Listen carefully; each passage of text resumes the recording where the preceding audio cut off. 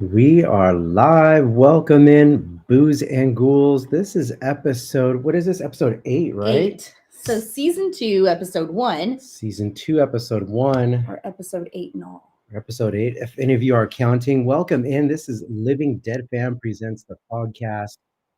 We, this is like long overdue. Yeah. Way long overdue.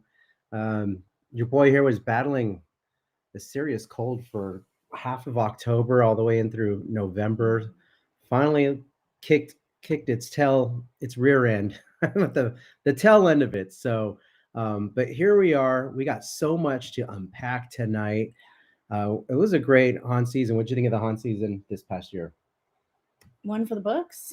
One for the books. Sad it's over. It's haunt depression season now. But now we just start looking forward to halfway to Halloween.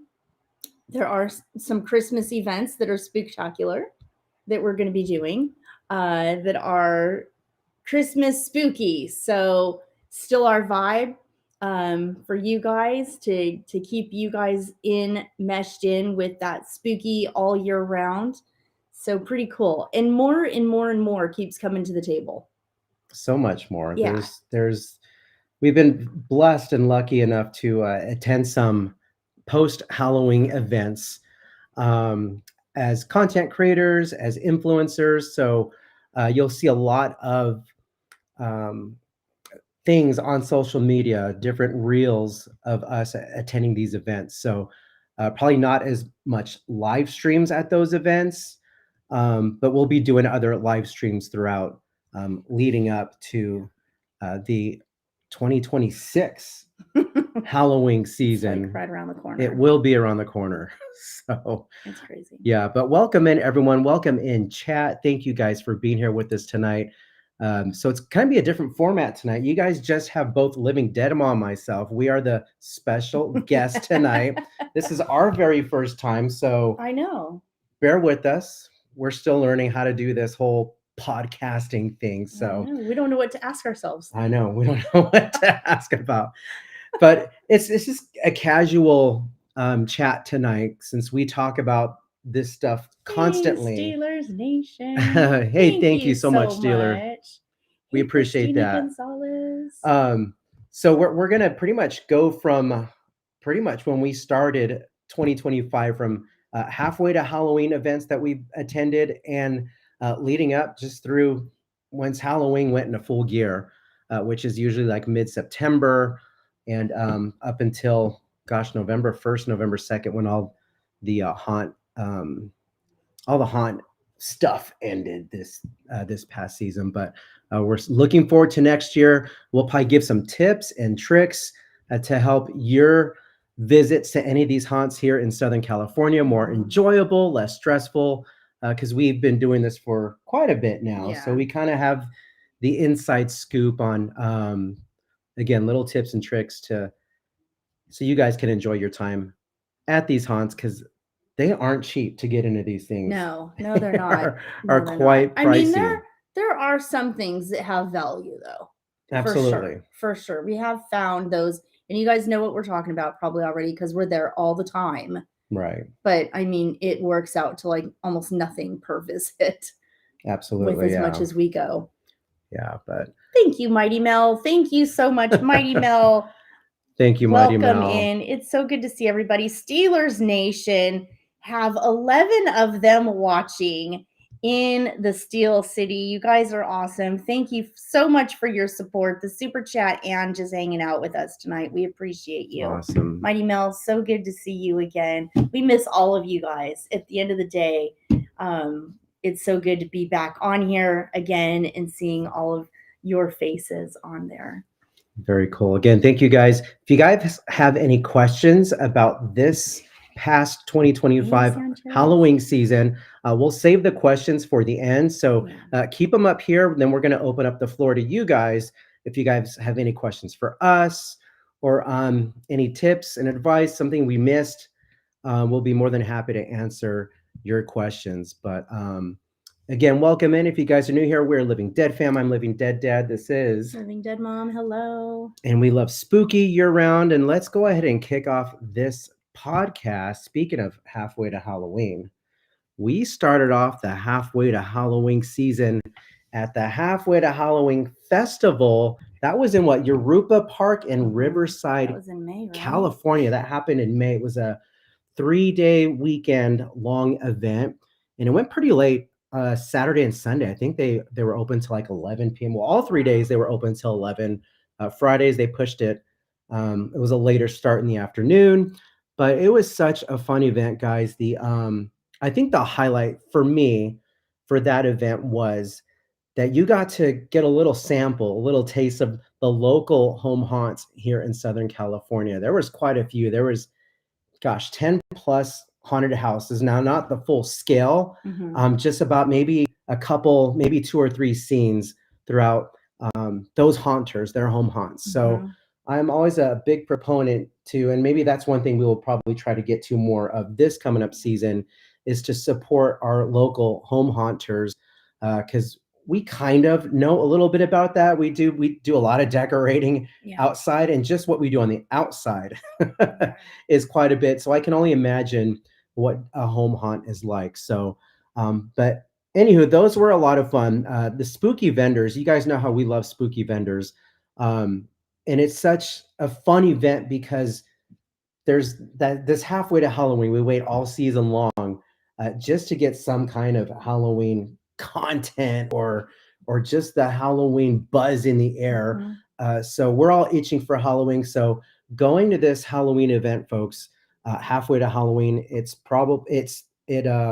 satisfies that hunger and thirst for the Halloween season. You are fully immersed in all the vendors. Like I said, there's 100+ vendors there, special guests, cosplayers. We see lots of cosplayers at these events, and photo ops. There's trick or treating.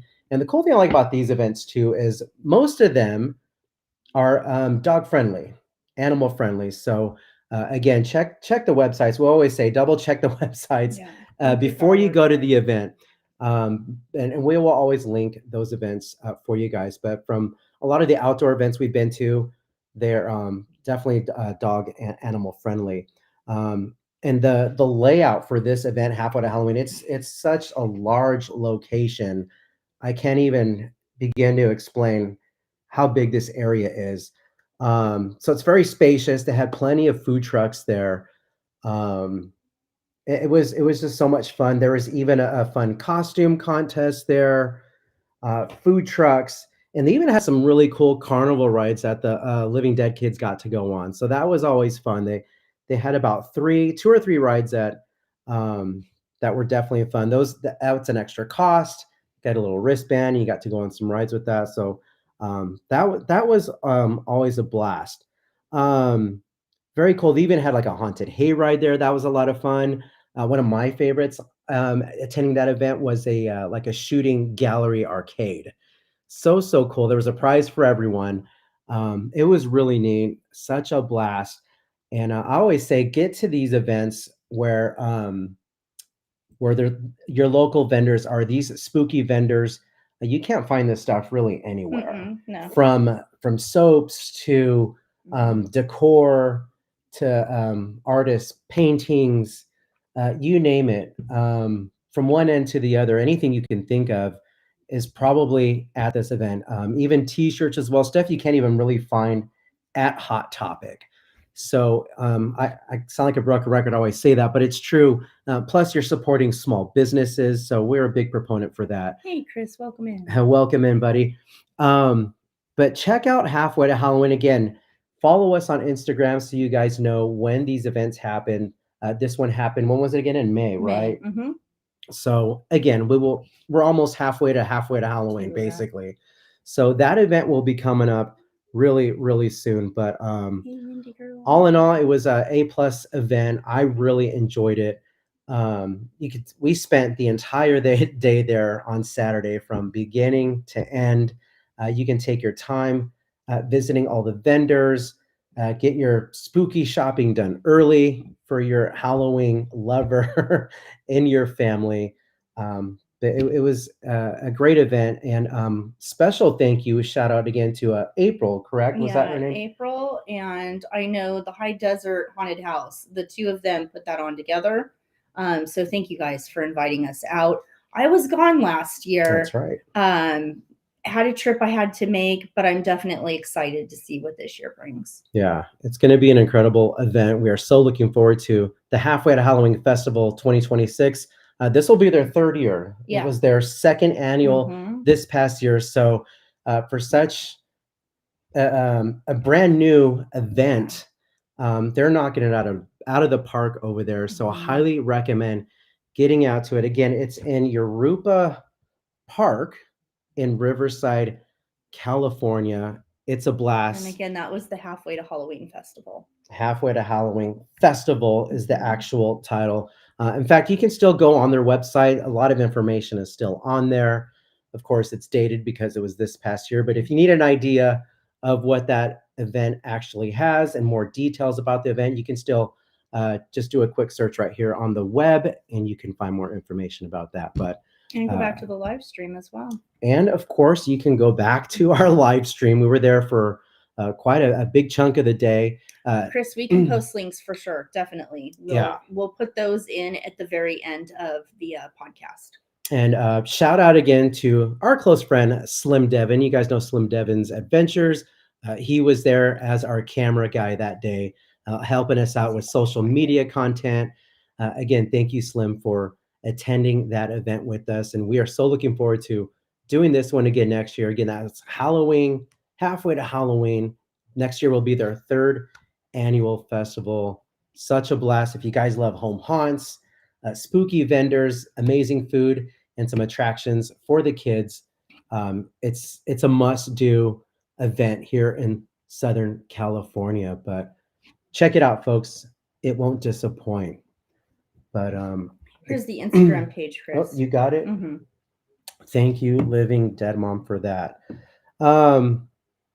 That's pretty much about it that I can remember from the Halfway to Halloween Haunt. It's a Halfway to Halloween Festival. There's quite a bit to do. You can spend some good time there. You can walk through it really fast, or you can take your time. But lots and cool vendors there. In fact, there's one vendor that you really like that has the was it the sprays and whatnot. The Sugar Witch. The Sugar Witch. I love the Sugar Witch. We saw her there this year, and fantastic. What does she sell? I'm blanking. You know what? It's skincare. That's and right. Bug sprays and things that are from nature versus all of the nasty chemicals that come in all the things that we buy at the store. But she really focuses on all of the top allergens that a lot of people have not being in her product. She's allergic to, I think, like 31 different things. And so all of her products are made in mind of those allergens so that they are safe for everybody. So she's definitely one of my favorite vendors, the Sugar Witch. You can find her as the Sugar Witch on Instagram. And that's just one of several, one of many, so many vendors there. So again, shop those spooky vendors. Small Business Saturday today. That's right. They appreciate it, and we appreciate it too. So thank you guys. If you have already purchased from any vendors that you guys see on our live streams, we all appreciate it. So thank you so much. Awesome. Thank you, MH Reels. Thank you. All right, shall we move on to the next event that we did? I want to say, would it be was it Midsummer? Midsummer Stream. Holy cow. Where do we begin with Midsummer? I know, Midsummer. I think with so many of the events this year, they were just bigger and better.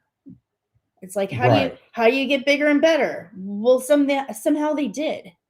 Because this year at Midsummer, the celebrity lineup was crazy. It was insane. It was insanity. And we didn't get to see a lot of them, but we did get to see some pretty cool people, even just from afar. One of your favorites included. John Carpenter was there. He was right Holy there. Cow. They had quite a few of the cast there from the original Halloween. They had John Carpenter there.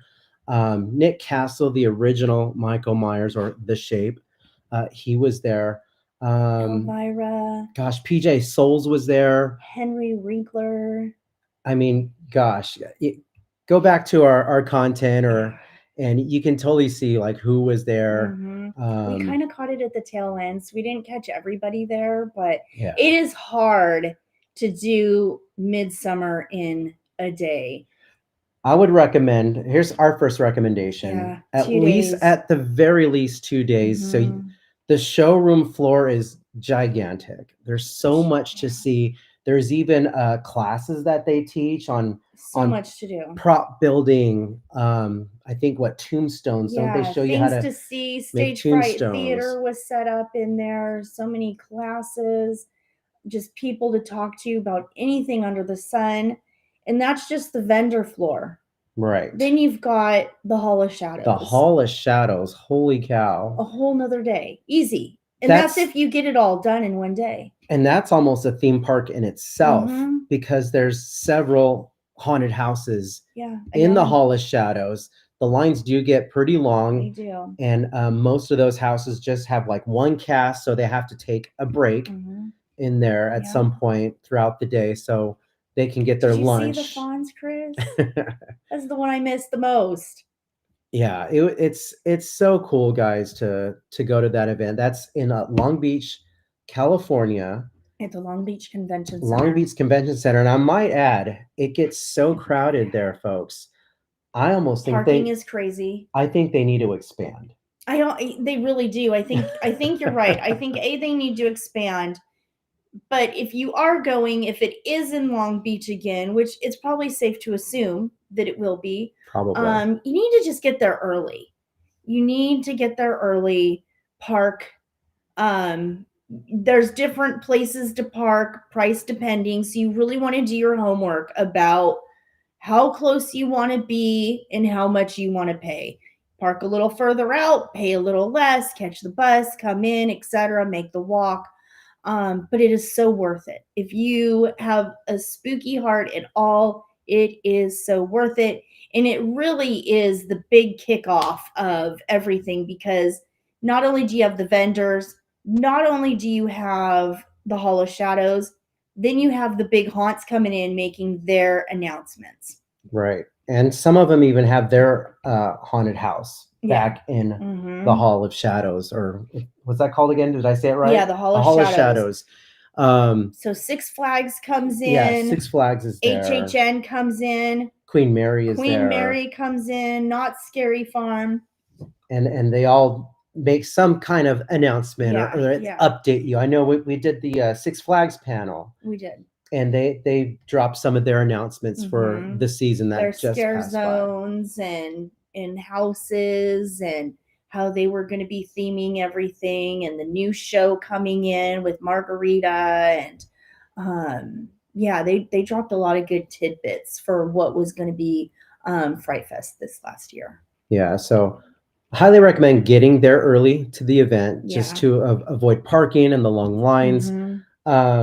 We've always gotten there pretty much at what we call a rope drop. We kind of get there early. So I can't speak for if the crowds die down if you get there later. Maybe you don't have to wait in a long line if you wait later. But I think the longer you wait to get in that building, just the more crowded it is, and the space to walk around, it fills up pretty quickly. So pack your patience. and prioritize what's important to you. If you want to see the HHN panel, you need to get in that line a couple hours early, because it fills up and not everybody gets in. This year, it was all about Terrifier. They had Damien Leon. Is that his name? Damien Leon. They had the producer there, the director. I mean, it was just, they had John Murdy there. It was intense and fun and huge. So everyone wanted to get in on that panel, not knowing what was going to be in there. But we knew, obviously, it was the big Terrifier year. So odds were we may see or hear something about the Terrifier. But the line to get into that panel is long and lengthy, and it takes a little time.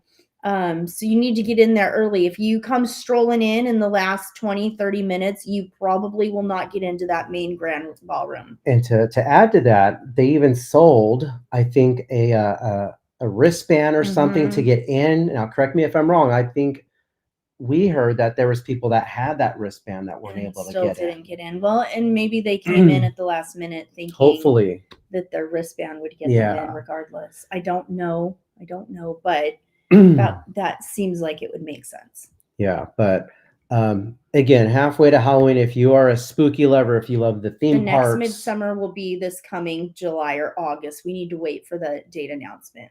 usually happens in August. Mhm. If I'm not mistaken, I think I halfway. think the year before was actually Was the it end in of July. the end of July? So Yeah, it's end probably of July, end of July. early August. That's probably the safest They bet. may have made an announcement on that. I can definitely click in their page. But yeah, it's definitely a good time. Again, if you love all the spooky stuff, your wallet and bank account will not like you going to that event that day. Save up. Because there is so much. You got to pick and choose what you want to come home with, because you could easily drop a few bills there, if you know what I mean. But Hey, Slug Witch, welcome in. a lot of fun. A lot of fun. Check it out. I can't speak highly anything more. The only thing, like I said, that I would change about the event is just a bigger location, because it has grown so much just in the past few years that we've gone through it. But really cool. And also, I want to add to back in the Hall of Shadows. Shout out to Decade Brigade. They do 3 different shows. The Decade Brigade is a Southern California team. It's a slider team. Living Dead Nephew. Shout out to Nephew. He is part of the Decade Brigade. So it was really cool to spend some time and watch him slide for that team, his first year on that. But it's such a cool show. The music, the vibe. Those are some very talented folks that put all that together, and the performers as well. So go out and support that sliding team or any other sliding team out there. But specifically, Decade Brigade definitely has a spot there at Midsummer Scream. Yeah. So check them out if you guys do did go. amazing. It's an amazing show. I'm just impressed how they do that. There's no way I could do that now. I would break my neck and my back for sure. It looks painful. It looks very painful. But fun. gosh, was there anything else to add to Midsummer Scream?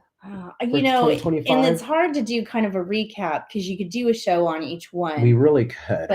But in just like a quick wrap up, it just truly is something. Again, if you love seeing the places we go and the things we do, then it would definitely be on the recommendation list. Absolutely, yeah. Yeah. It's because it definitely gets you ready again for the haunt season. Yeah. Especially the theme parks. I'm speaking specifically because most of, if not all of the Southern California big theme parks are there representing their theme parks to get everyone excited. They make their new announcements on what's coming in for the new season. So make sure you guys go check them out. Again, come say hello to us if you see us there, because we'll be there for sure again. We'll be there. This coming up next year, right? I know it's already going to be next year here really soon. It's coming quick. But that was Midsummer Scream. I also want to add, before we move on to anything else here, it just came to my mind a second ago that I completely forgot to put on. But I was also at the other one in Riverside in Ontario, Creep IE Con. Holy cow. And I didn't even take any notes because as we're speaking, I was like, something seems odd and different. What was I remember doing this, but that's not Midsummer Scream. Where was I? Creep IE Con. I believe they do 2 a year? Yes. The one we attended, I think I just did that one myself, correct? We just sent the gimbal. The gimbal was there. Really fun event. Very similar to Midsummer Scream. It's kind of like another halfway to Halloween event, but that's right by the Ontario airport. So with the Ontario Convention Center.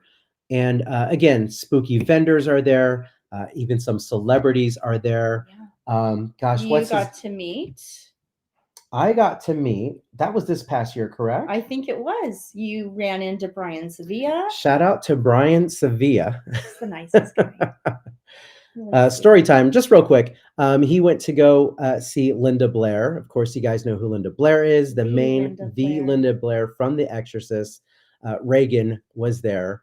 And this was kind of getting towards like the end of the event.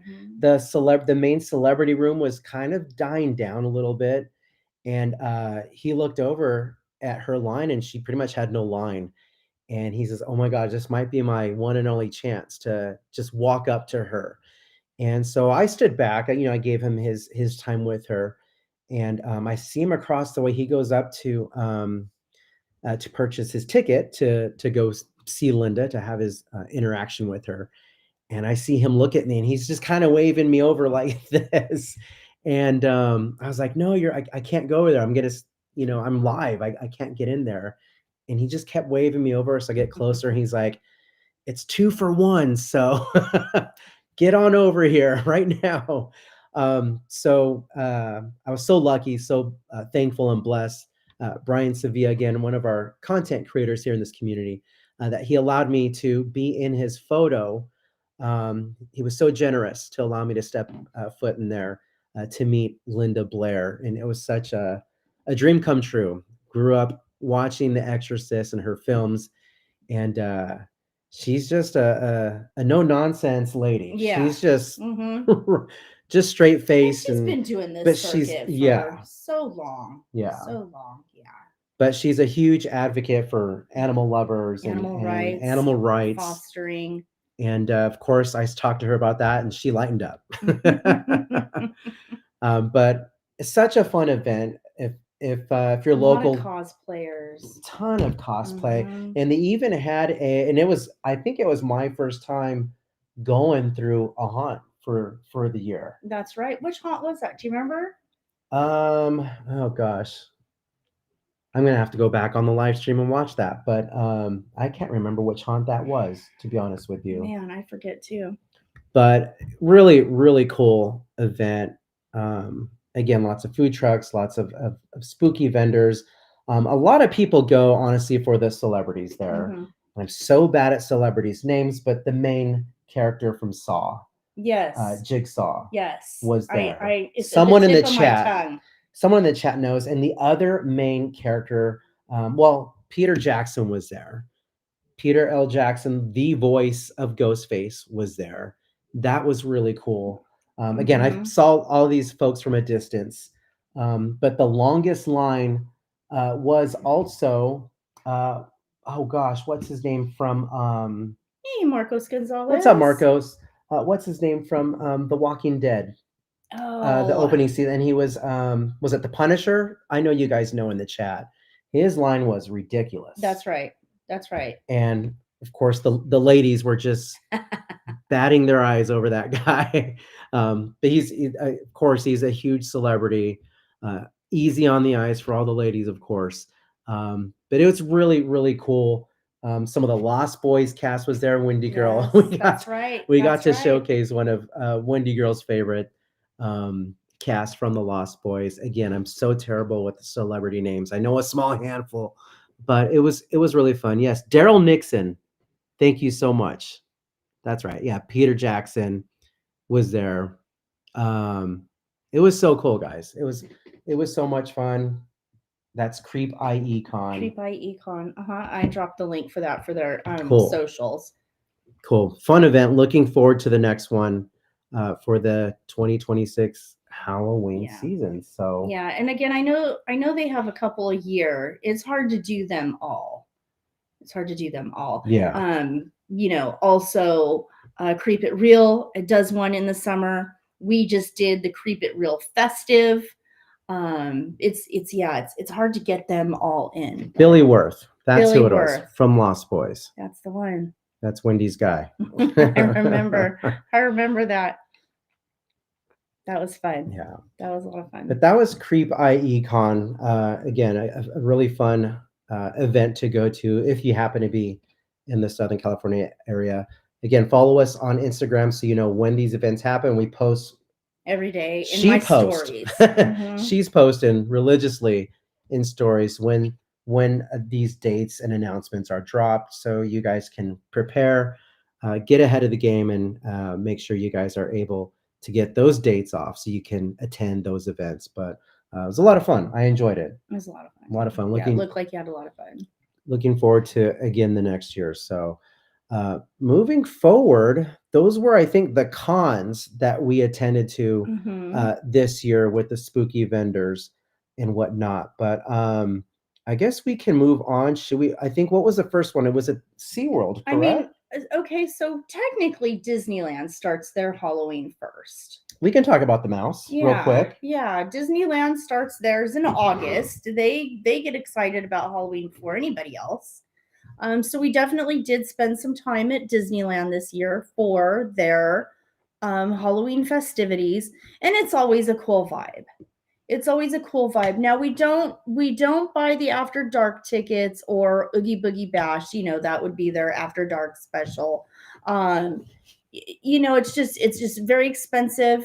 And for us to go, we would have to take a whole gang of people. It wouldn't be cool for just one of us or both of us to go without bringing the family, and that would cost us like a cool $1,000 to get in the door, and that would be just to get in the door.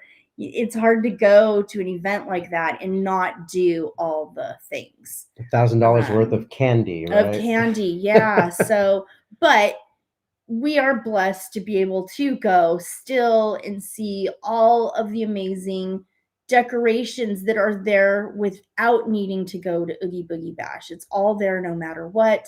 Um, and we're lucky to see that. Both parks are decorated. Some like one more than the other. I don't know how you choose. But from Main Street USA with the big pumpkin in the beginning, DCA, it has such an awesome vibe with all of those purple lights. Um, Cars Land is just done up amazingly. The projections. I really like DCA during the Halloween season. Yeah, we're so lucky that both parks are decorated and it's not a Mhm. separate ticketed event That part. just to see the spooky stuff. In fact, I think we even do get fireworks at Disneyland for the Yes. Halloween season. That's not an Mhm. extra ticket And the to go to. projections on the buildings, and it's a whole thing. Yeah. Is Oogie Boogie all that? I think if you have the means, yeah, I think you should go once and see for yourself. It looks like there are some neat things that you get to experience that you don't get to experience without that special ticket. Um we went years ago, but it was before Oogie Boogie Bash. It was back when it was still in Disneyland Park, Right. and the kids were, I think our daughter was just like a baby still.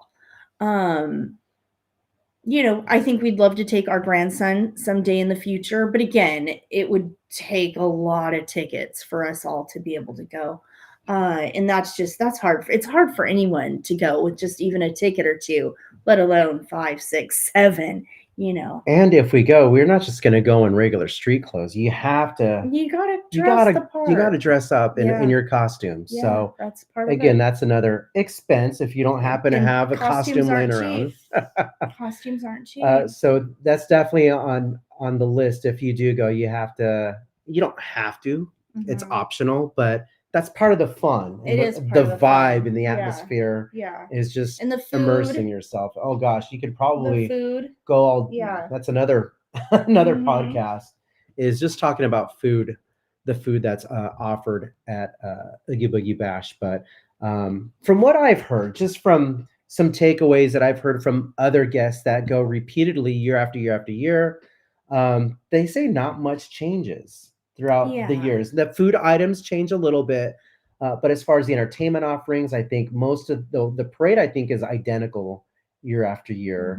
Mhm. I think they sprinkle in some new characters Yeah. throughout the parks. I know this year they had oh gosh, the villain from Mhm. The Incredibles. Yes. Someone in Yes. the chat can Somehow. help me out.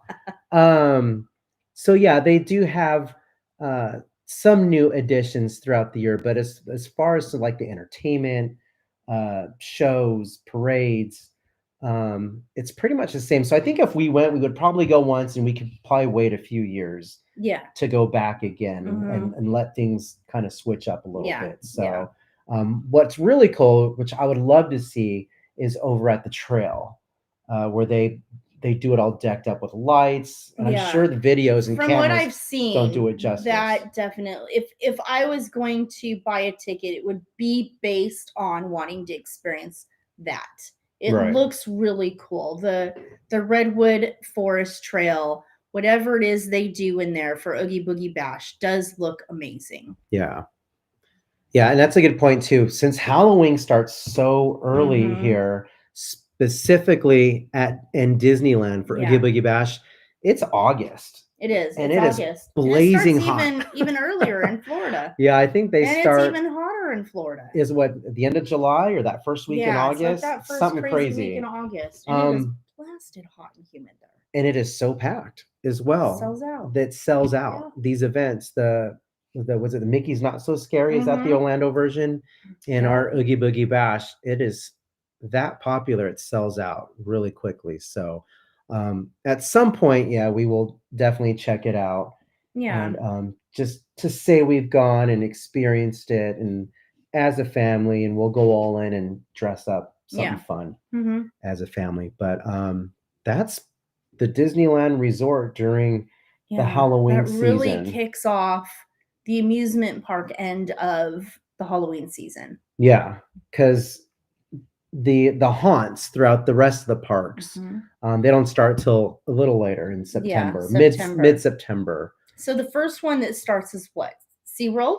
Was it SeaWorld that we did first, or did we do HHN first? Well, let's go back one more. Now that I'm thinking of things, and we're gonna definitely talk about this last, Not Scary Farm, but the event leading to Not Scary Farm. Nightmares Revealed. Nightmares Revealed. This is our what, third year going to Nightmares Yes. Revealed? We've been to each year that they've had it. Guys, you got to go.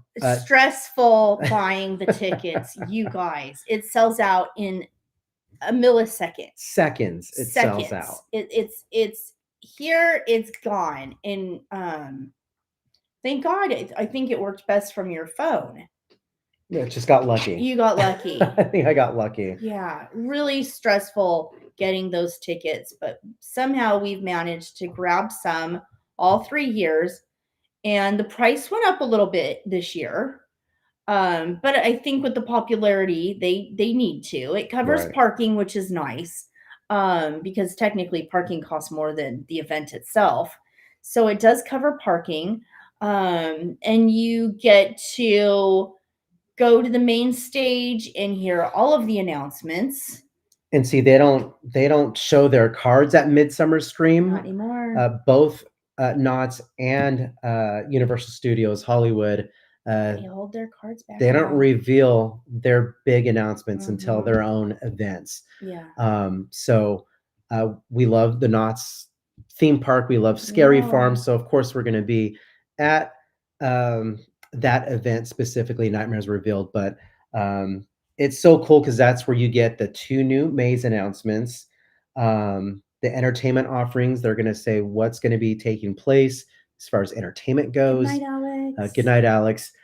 They also talk about the scare zones, anything new in the scare zones for the year. And they also reveal the final year of 2 mazes. Yeah. That's pretty much seems to be the pattern. There's always 2 mazes that come in, and there's the 2 final mazes that will be saying goodbye. So this past year was what, Grimoire and Mesmer were the ones that left.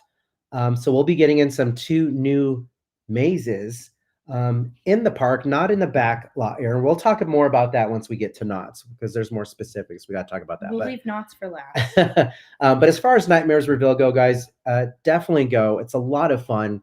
It's open to anyone, not just media or influencers at all. However, there is a lot of gimbals and influencers there, if you will, at this event. So you might even run to one of your favorite.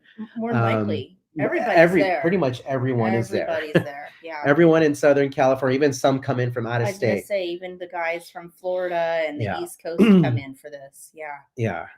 Again, Knott's is the original haunt, theme park haunt. So it sets the bar for the other haunts. But and the other cool thing I love about Nightmares Revealed is you actually get to go through one of the mazes with the lights on. That was super super Mm-hmm. cool. The last year, well, this past year, it was Grimoire, correct? It Was was Grimoire? Grimoire. Uh-huh. Grimoire. So it was really cool. As kind of as a farewell, we got to go through in with the lights on, and so that's always fun. And they do. There's no special. I mean, there's no lighting effects at all. Yeah. That's on. There's Just lights no on, characters no in there. scaries. It's just basically a tour with the work lights, the house lights on through the maze. So we won't know what the maze will be next year. That will be revealed at Nightmares Revealed. But there is some characters, some Ghost Town Mm-hmm. characters at Nightmares Revealed. Kind of doing So photo ops. doing Yeah. photo ops. What would you say? Would you bring kids to this event since there's characters there? Would you sway against I having guess little it ones depends there? maybe on the age and what type of kid, you know. If it's a kid that doesn't like anything spooky and they're not into, hey, Brian Sevilla. Hey, what's If up, they're Brian? not into the whole thing, then probably not. Right. Probably not. Yeah, this might be boring if they're not into Yeah. the haunts per se. Yes, good point. Yes, Nightmares Revealed also has the original hanging. Mm-hmm. And I remember when they announced that it was returning a few Yeah. years ago. That was a huge announcement, Yeah. and that Yeah. was so cool to see the hanging back. But Nightmares Revealed, such a fun event. You got to purchase tickets online when they drop. Again, and if Yeah. you want Be to know quick. if you want to go this year, make sure you follow us on socials or just check the Not Scary Farm website Yeah. when those tickets get released. Mm-hmm. And you got to be up and ready in the morning to buy those Yeah. tickets because they're in limited quantities. Very limited. Yeah, very limited. But Nightmares Revealed, such a fun time. I can't wait till next year to when we find out what the two new mazes are next Yeah. year. We're so excited for that. So that's Nightmares Revealed. We'll be talking about knots here in a few, but let's get through the other events that happen here in sunny Southern California. What should we start with SeaWorld? SeaWorld. I think SeaWorld, yeah. SeaWorld. Again, shout out to our good friend Dragon Blood Yes. HD. Yes. Thank you so much, Dragon Blood, for having us with you this year as your guest. Thank you so much. We had such an amazing time. You rock, my friend. But SeaWorld Howl O Screams in San Diego. This past year was its 5th year in operation. Such an underrated, such a cool theme park, such a fun haunt. More relaxed. More relaxed. Yeah. Yeah. Nice. Less lines, Yeah. less crowds.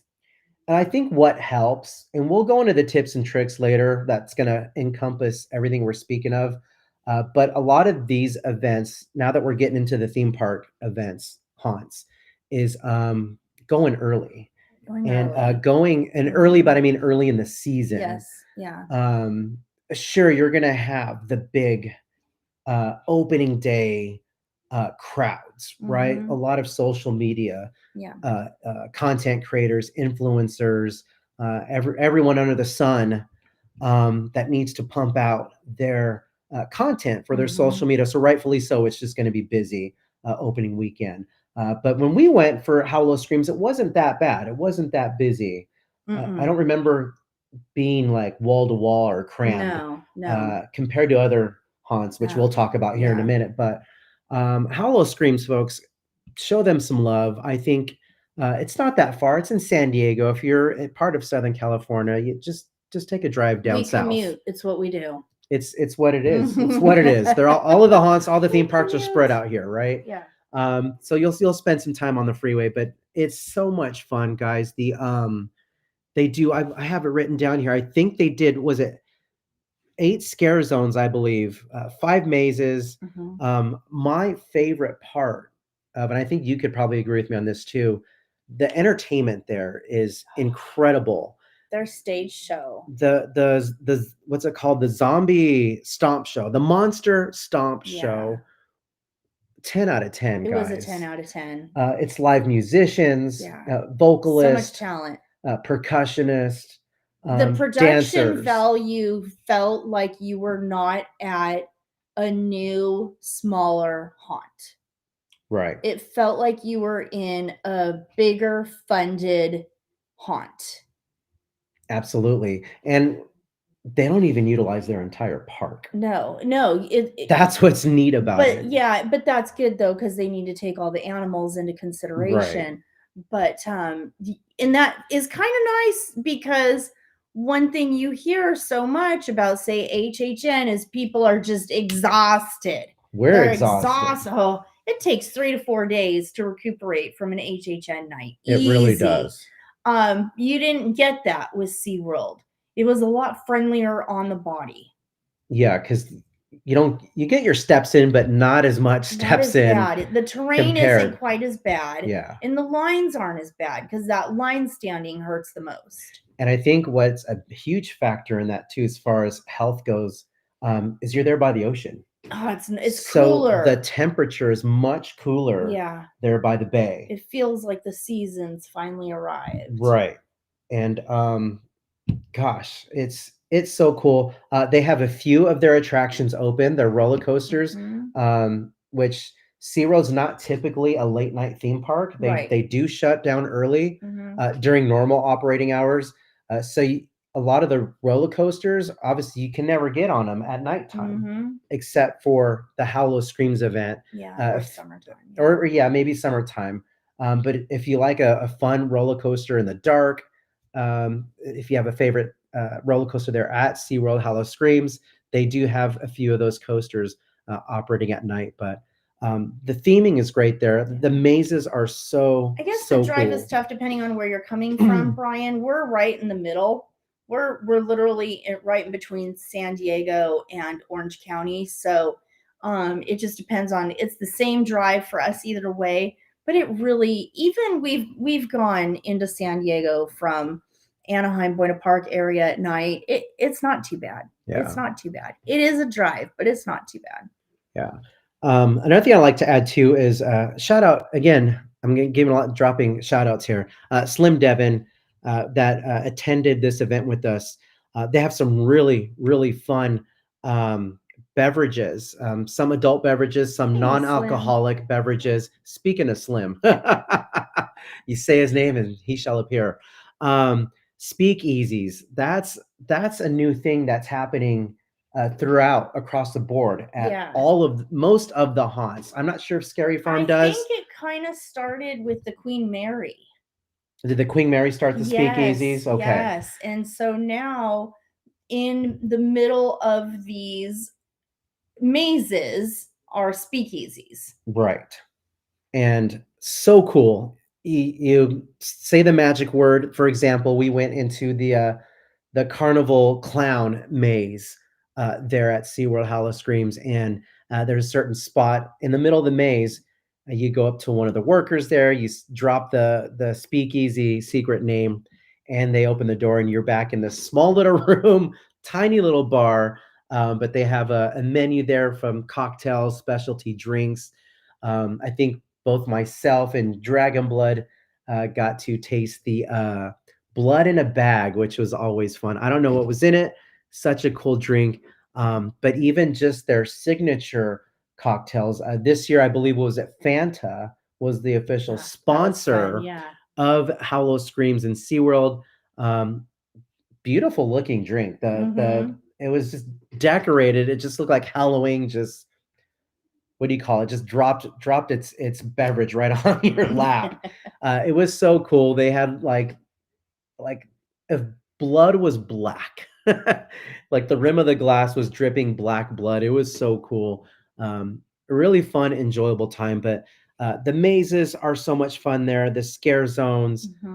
They even have a DJ that plays there throughout the night, and such a good time. I can't speak highly of SeaWorld Hollow Screams. If you guys get a chance to go, check it out. And I think a lot of these theme parks too, they do offer for an additional charge, is there like VIP, the front of the line. Front of the line for sure. Most of these parks do front of the line, and we'll talk about more of that a little later. But an additional charge you can pay for the front of the line pass. Maybe some offer the VIP tours, which we'll talk about later.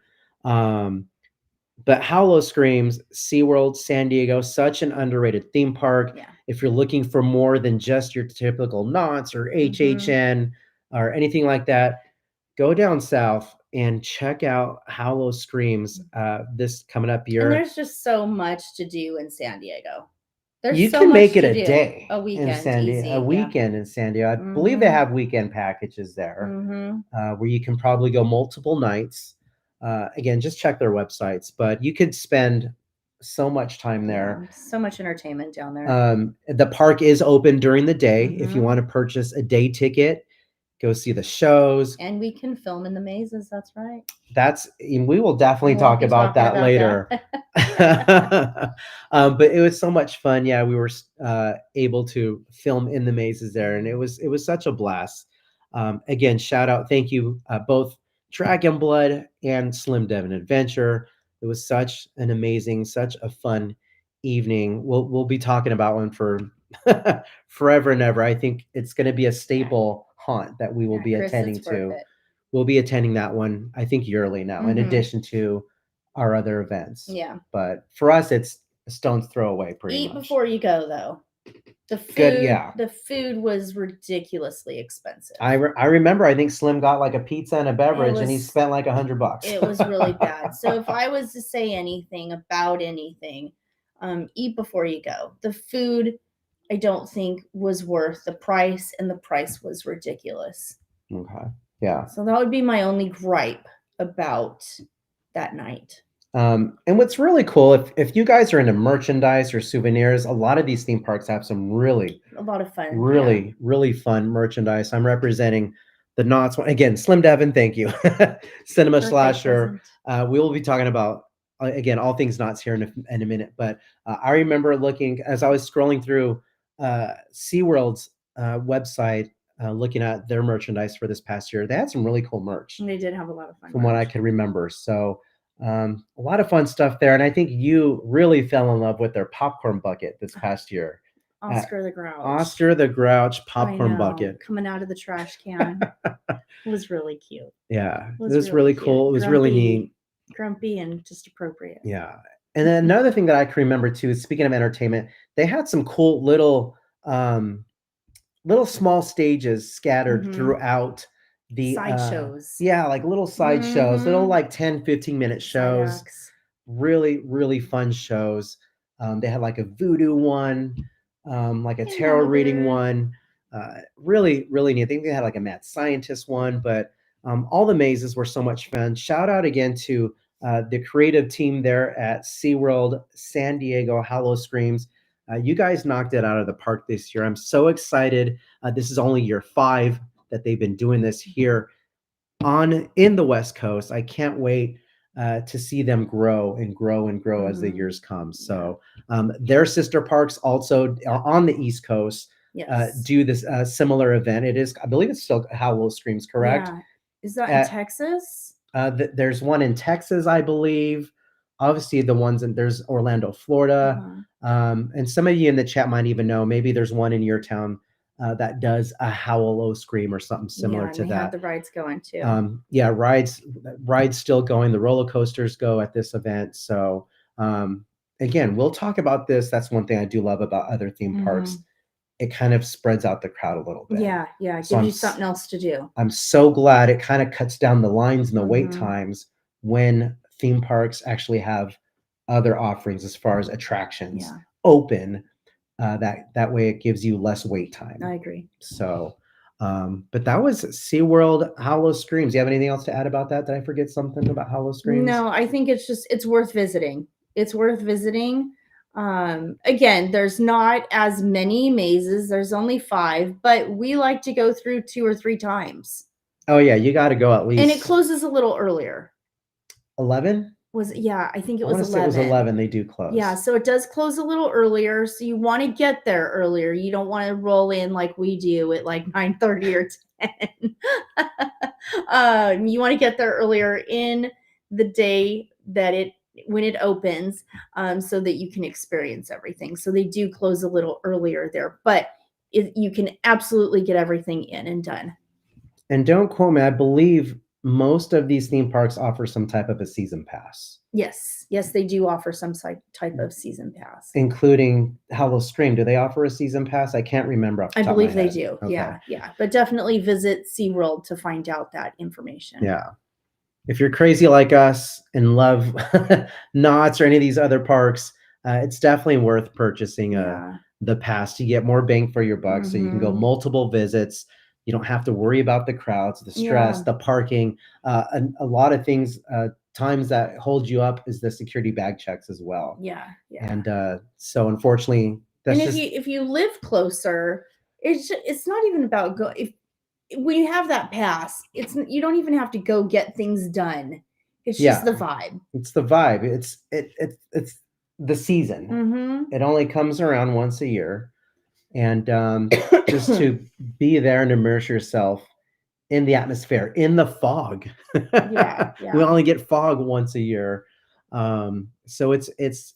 I think it's worth it to go support one of your favorite theme parks and purchase that Mhm. season pass for the spooky season. So, Yeah. but that was SeaWorld Hollow Screams, San Diego, California. That was 2025. Um, yeah, it was a blast. Again, if you guys have any questions, we'll reserve your questions for the end. We'll open up a Q&A, but should we move on? It leads us into HHN. Are we going to HHN next? Yep. Yep. Very, very cool. Let's do it. Holy cow. HHN. Yeah. HHN was awesome. HHN, again, thank you, Slim Thank you, Devin. Slim. One of the cool things, I know we can't talk about Knott's yet because that's what we're closing with. But one of the cool things was actually seeing some of the people that we've been seeing past years at Knott's actually performing at HHN and in some pretty cool freaking roles.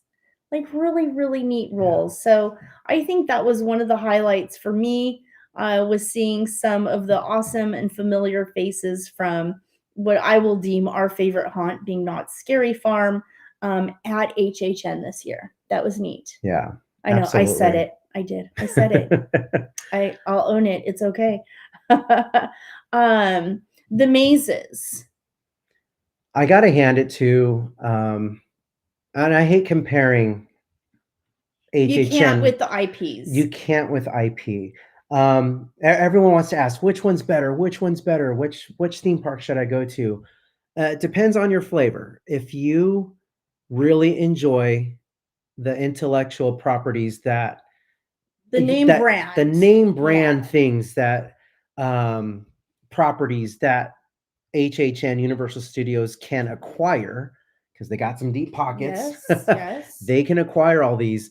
Go to HHN. If you love the Jasons, if you love the Five Nights at Freddy's, holy cow. If you love the Terrifier, of course. Yeah. Go to HHN. Let that be your haunt. Mm-hmm. It is crowded. Yeah. There's no way of getting around that. There's no way of getting around even it. With the front of the line pass. Front of the line pass, not just the front of the line pass. But then you've got to have deep pockets. Let's talk about how many other tiers of front of the line they have. I mean, gosh, they have the VIP tours, or RIP tours. Yeah, RIP tours. And then there's different levels of the RIP tours you can do. There's one with a buffet. There's one that's with a self-guided tour. There's one with unlimited visits in or for that day. It is a beautiful park. To go in through the mazes or houses. I'm sorry. Yeah, it's a gorgeous park. Get there. We would say get there at rope drop. Either rope drop and maybe even spend the extra money to do the 2 hours before the 2 hour early entry. The 2 hour early entry. I do think that is bang for your buck. Yeah. I think that you can get a couple of the big long line expected waits that are going to be in there out of the way in that time, which will help you get through everything that night. Yeah, I agree. We almost got through everything. We did miss one, but we got a lot done. There's quite a bit too. We got a lot done, and some of the biggest mazes, like Jason, we got through it twice at the end. Like we just Yeah. walked right on. Yeah. Walked right on. And that one, if you guys follow any social media, big name social media followers or influencers, they'll show you from the from the big escalator. Cast, welcome in. They're looking down, and you could see the sea of the switchbacks of like the Jason, for example. Yeah, the line. That house, that line is outrageous because you can visually see it from outside. That how they have it queued up. Another one that takes a long time is the Five Nights at Freddy's. That took a while to get through, and that's just the unfortunate part if you're just a standby, because others that paid more money for the front of line, by nature, they have to let them go in first. Yeah. So they just are constantly feeding in that front of line. So that's why it takes much longer And for the it's been that way standby. for years. And it will forever be that It's way. been that way for years. It's worth going. Yeah, Jim, like you just said, go early because you're going to get more value in your ticket. Yeah. You're going to get more value in your time spent there. You're going to get to do much more. The later you go in the season, the less you're going to see, the less you're going to get to do. And it is just packed. Also, we were talking about the passes. They also have different offerings as far as, a season pass goes for Halloween. There's different levels of that as well. So you've got to pay attention to that. But if you go a couple times earlier in the season and still utilize that pass, you just want to be there because you just want to hang out. And there is plenty of things to still do. The DJs, the dancing, the scare zones, the tram.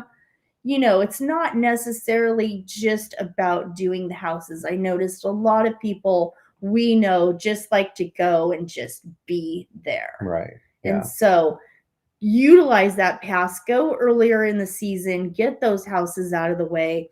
And then as the season just gets uncomfortably crowded, go there for the vibe and get a couple of houses done at the very end of the night. Right. Yeah. The speaking of the tram, I love the back lot, the tram. Mm-hmm. It's kind of, for me, I don't know if you want to agree with me or not or disagree. I think it's kind of just repetitive. Yeah. It's kind of the same layout every year. It had the exact same feeling when you walked up, the same opening signage. Right. It was kind of cool the way they came out and did a little dance real quick. I absolutely loved that. When this year's theme was the Blumhouse Terror Tram Maze, and that was so cool, is seeing all the Megan dolls. Yeah, come that at was you. fun. And then the Chucky dolls, I think, came out right after her. That's cool. As soon as you step off. Was it Black Phone? Is that the name? Yeah, Black Phone was there. So thank goodness they switch up the backlot tram tour. In fact, I believe all the mazes houses get switched up every year, but specifically, I'm speaking just the Terror Tram. Again, it's the same pretty much route that you take. You walk by the Bates Motel, but that's decorated. That's got an overlay to it. And then what's really, really cool, if you're an old classic, speaking of the Bates Motel, if you love the Psycho House, you love... yeah, Slim, I think it was better this year. Yeah. If you love Alfred Hitchcock, the house is right there. And you get a photo op. 2 photo ops, one with this year it was with Megan. That was really cool. And you got the photo op Norman Bates in front of the house, the Bates Motel. So that's always fun to do for the backlot tram tour. But I would hope, I can only wish that they would take another route or another detour or have something else back there. Then now the downfall of this, as I'm saying that, I'm realizing that probably can't happen because it's an active working studio. Yeah. They're always shooting something, commercials, film, television. I guess we're lucky enough to even have a backlot. Yeah, that's true. Tram tour because of there's no off season when it comes to filming back there. It's Hollywood. There's no off season, right?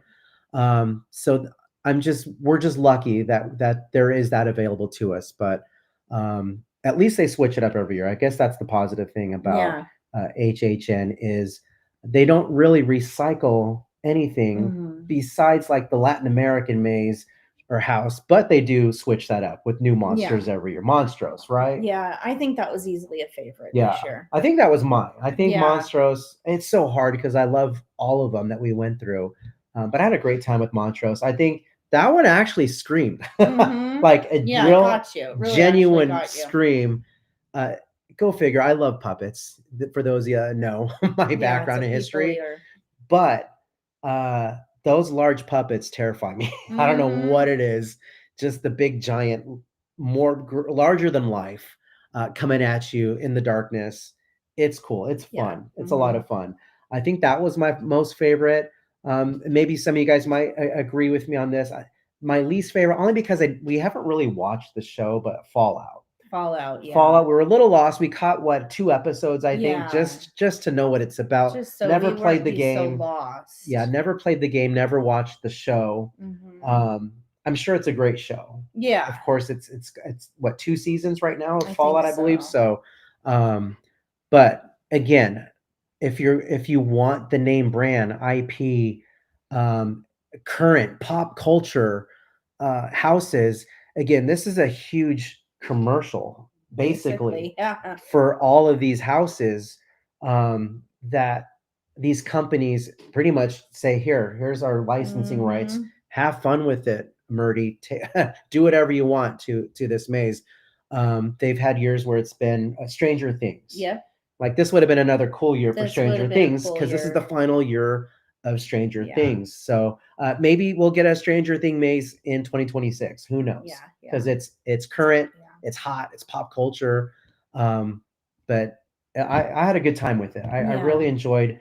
We didn't really dive deep into any of the food offerings there. I know we did get Slim. Thank you. The popcorn bucket. Wasn't there a popcorn bucket we got there? That was it. I can't remember. Oh, the Hello Kitty The one. Hello Kitty. So they We do have did, some fun yes. theming. Living Dead daughter got Living Dead daughter got from Slim. from Slim. Yes. Again, thank you, Yes, Slim. Slim. That was really cool. They Mhm. even have It was like from Chucky meets Hello Kitty. right. Yes. And then someone in the chat would know this. The Tokyo uh, Oh, HHN mm-hmm. has a spooky bear The bear. that has some lore and story that's been well received over in Tokyo at USJ. And it's slowly making its way over here to the Yeah. States, which is Yeah. really cool. It's got an audience. It does have a It huge has a huge following. audience. Yeah. That I forget the bear's name, but that's a really, really cool um, IP, if you will, from Universal, Mm-hmm. their own property that they're starting to release from Japan to here. So I'm excited to see where they're going to go with that and in the future years. Yeah. I'm sure it was a pretty popular Yeah. piece this year, but And they kind of touched some of that during like Fan Fest too. right, Some of the anime and stuff. FanFest, yeah. Mm-hmm. And That's a whole other that's a whole nother topic. topic too. But the only thing I would say, as far as is my critique with HHN, obviously you're not going to get rid of the lines. That's just, it is what it Yeah. is. That's the nature of HHN. I would love more scare zones there. I Yeah. know it's so hard just because that the way the park is designed and the Mhm. flow and whatnot. But I would have to go through a few more times to visually, maybe during the day, if we ever get Hey, to go Miss during the day. Garcia. Hey, what's up, Miss Garcia? Um, I would love to see them add more either scare zones or more theming to their certain areas of the park. Um, I know one year they did, we didn't go to it, but Harry Potter, or they had the Mm. Death Eaters one year out Yeah. there, which was so cool. I wish they could bring that back, but um, I think that would be my only critique is definitely more scare zones at HHN. That would be super, super cool. They do a very cool little show with the clowns with the chainsaws. Mhm. It's like just a big old party. Yeah. Yeah. Right when you enter the park, but as you're walking down that main, it's like their Main Street USA. But it's so cool that this big old archway with flames that shoot out of it, and they do a little countdown. They do Mhm. like a little pre-show. Art the More Clown stilt comes walkers out. out Yeah, there. stilt Mhm. walkers. It's a cool atmosphere right there. Of course, everyone's afraid of clowns, right? Not everyone likes clowns, and No. clowns with chainsaws, that's everyone's worst nightmare. So that's really cool. That's awesome. I would love to see more sprinkled out throughout the park. They did have Art the Clown, which I thought was really cool. They had Art the Yeah. Clown scattered throughout the park. Everywhere. So it wasn't just an Art the You Clown didn't know where you would see him scare next. zone. Yeah, he would be sitting next to you and having dinner with you at some point. Yeah. And or he'd be in a shop as you're buying some merchandise. So that was super cool, I think, what HHN did. But we could probably go on and on and on about HHN. But really cool mazes. It was a lot of fun, guys. So again, we'll get to some more Q&A here at the end. But HHN, very, very cool. Again, lots of fun. Plan accordingly. It's one of the popular events here in Southern California during the Halloween season. But I guess moving forward now, should we go on to the high desert? I have next smaller. We're going to get into some smaller haunts real quick that we got invited to. And you know the names of the contacts that invited us to. But shout out to our friends. Let's talk about High Desert Haunt right now. Really, really cool. In fact, the gimbal will be there here in a few weeks at the High Desert Haunt. Weeks for their Christmas haunt festivities. We did their Christmas last year. That's right. That was our first time at the High Desert Haunt. And it was really neat because we got to spend some quality time in there. We recorded a lot, as much as we could, not just on live stream, but to do some reels. We really wanted to bring those characters to life for our social media so everyone would get to see them like we do for our friends at Knott's. So it was really neat to get to know them a little bit at Christmas, then get to see them at halfway to Halloween. Yeah. Then we got to see them again at Creep It Real Festive this last weekend. And then now leading up into Christmas again. But there's I think 3 or 4 haunts in the High Desert. We've done 2 of them. I'm hoping maybe this next Halloween season we can do a full night up there. That'd be incredible. And because hopefully they're not too far from each other. So the first one we want to talk about is definitely the High Desert Haunt. And where's that located at again? It's in Apple Valley. Apple Valley. So I will link their socials. Very fun haunt, guys. They put so much time and dedication into this haunt. I know it might be a drive for some of you folks. I mean, it's a drive for us. Yeah. And we live out relatively in the same area, but it's still a little bit of a commute. But it's a fun evening. There's lots of restaurants around there as well, as we were noticing when we're driving out there. So it's not like it feels like you're in the middle of nowhere, but it's just it kind of is off the dirt and what's it called, beaten path or whatever. It's a dirt road. It's a dirt road. However, you don't need 4-wheel drive or anything. Yeah, you don't need 4-wheel drive, just but take it easy. There is some fun restaurants out there as well, whether it's fast food or sit down. I'm going to link the next one we're going to talk about too. But High Desert Haunt, shout out to that team. Really, really cool event that they put on. It's a lengthy maze. He goes all out. It was very, very long. Yeah. I was just blown away by the details. What's really cool, what I like about this home haunt is right when you pull into the property, they got the characters right there. Out there. They're right out. They're right outside your car window. Chainsaws and all. Yeah, yeah. They are there. And they're running around. There's guys. So they're in the parking lot. They're in the haunt, and then it's like they're just going all the way around. Yeah. There was like a moment where I had a full Texas Chainsaw Massacre moment. He was at the end of it, and he was just dancing around with the chainsaw in such a way. I just needed the sunrise behind this guy to finish the picture for me.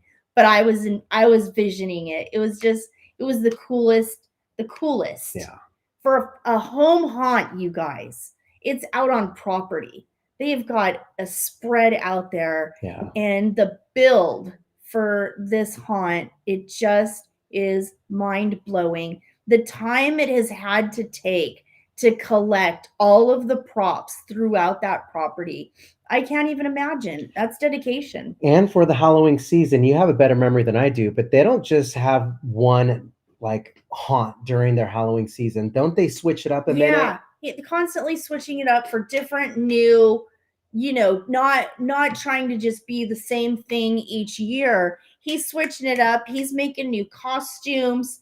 He creates so much, not just the haunt, but the outfits and costumery. And is that a But word? throughout I the don't know. season, there's a new theme. Yeah, there's Like, events throughout the year. He does Valentine's Day. He Right. does different things. So it's not just summer, or it's not just Halloween. It's Christmas. It's Valentine's Day. There's a lot of different events throughout the year, and it switches up the theming so that you're seeing something different every time. But during the month of Halloween, I remember as we were waiting to go in, the lady at the queue line was saying, "So this night is like there was lights like out night." extreme night. Yeah, extreme. Thank you. That's what I was trying to get at. Extreme night. Extreme night. Or lights like out you're gonna night get or bloody. something crazy. Yeah. So again, I dropped their socials because that's where you're gonna get the most accurate information. But they're always doing something. He's always creating. He's always ready for the next one. And I think there's one kid that's been in there. It's like we're literally watching him grow up. He's been in there for like 5 seasons now. But they're all awesome. They're all awesome. And I cannot say enough about the High Desert. Again, thank you, High Desert Haunt, for having us out for the past few years. We're looking forward to coming to see you again and again and again, especially here in a few weeks for the holiday, Christmas. That's right. Their overlay for the this season here. So, but that was High Desert Haunt. Again, check them out. So much fun. Moving forward, again, out in the same area, we have the All Saints Insane Asylum. Holy cow, what a mouthful! But holy cow, that one got me really good. As well. They've been going for years out there. I want to say 10 or 12 years. Women owned. The location is awesome. And the experience is really cool because you have the haunt to yourself. They really limit when people go so that you don't have people coming up behind you and you don't have anyone in front of you. Yeah. So it was just us in the dark making our way through each room, not knowing what was going to be in that next room. We had to literally feel our way around. Yeah. It was extreme-ish. And what was really cool when we went that day, just in the waiting area, they also had a medium there, correct? Yes. That had a little doll, like an actual a haunted doll. Haunted doll, and it was alive that night. Yes. Like that doll. So she's got her paranormal stuff right there. She's kind of doing a little investigation. She's filming for her YouTube channel that is of Vegas Horror. Thank you. Of that haunted doll while you're there. So you're asking questions and you're getting things through the EVP, or my favorite, if you guys have watched us do our paranormal investigations, I love the little cat balls. He makes those little cat balls light up and do the things. So it is definitely a unique experience, but super fun. Even next, aside from that too, the loading area, there's another pre-show area that you have to wait, like a holding area before you actually go into the haunt. It was really cool. They had a like a tarot card reader there. Yeah. So we got to interact with those with that talent as well. Again, it was when we went that day. It was for media. We were as influencers there, so we were lucky enough to record, but we just had to have the camera on us. Yeah. But holy cow! And it's so dark; it was hard to really capture a whole lot. But we gave you a little bit of a taste of it.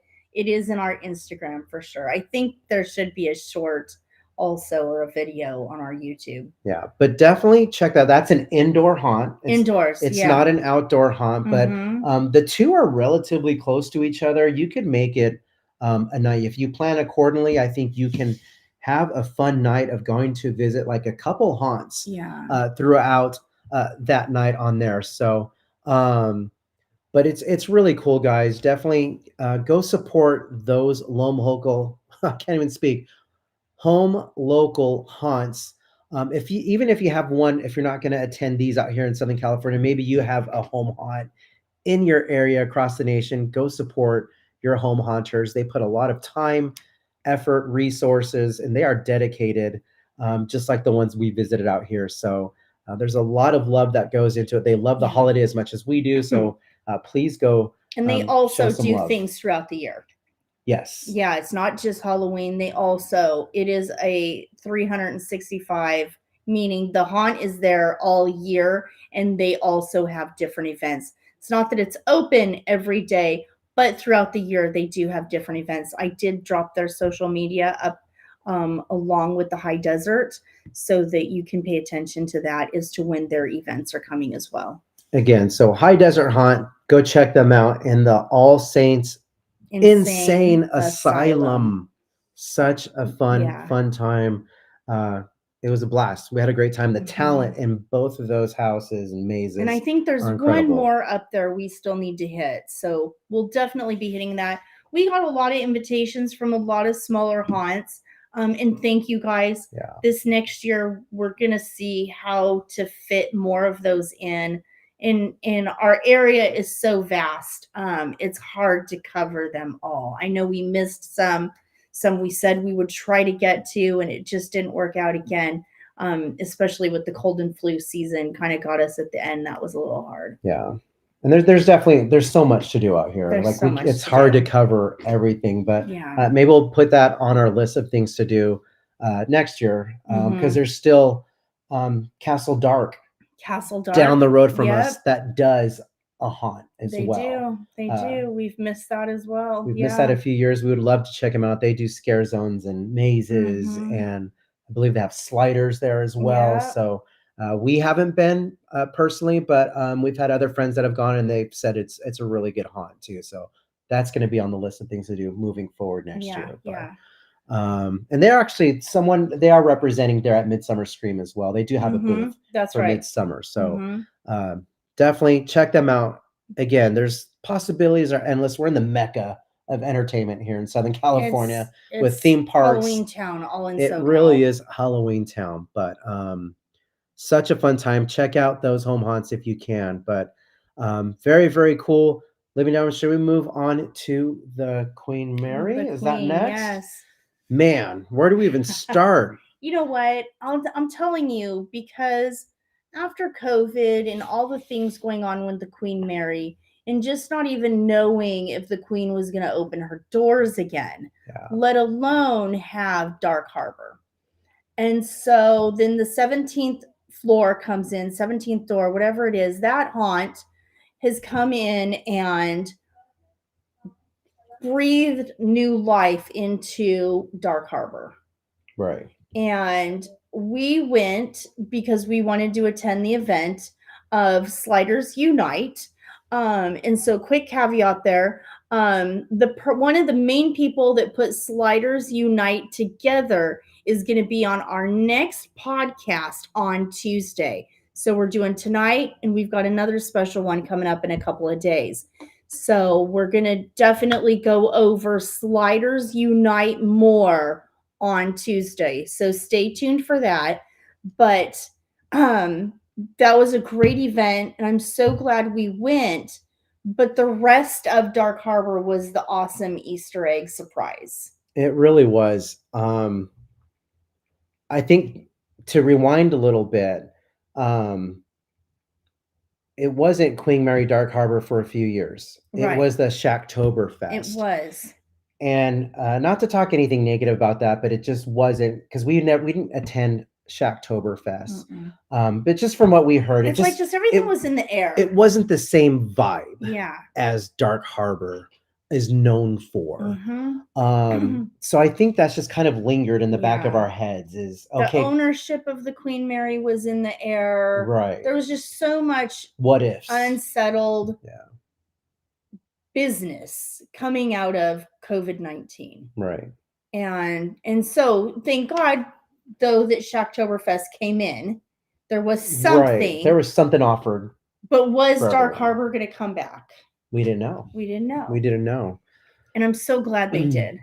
Oh, same here. So glad they did. That's what that ship, that's what Yeah. Long Beach, Mhm. California is known for during Yeah. the spooky season is that boat. Yeah. I'd Is be Queen so Mary. sad if something if It'd be the doors, devastating. yeah, the doors closed forever. And not only just that event, but there's these groups, you know, because we have family involved with in the sliding community.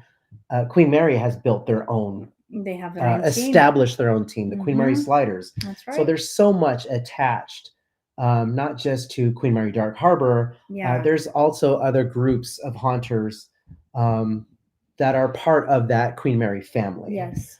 Kind of it has the mom and pop vibe as Yeah. well, or small theme park vibe, very similar to SeaWorld Hollow Screams. Again, I think it's one of the underrated haunts here Agree. in Southern California. I mean, how cool is that?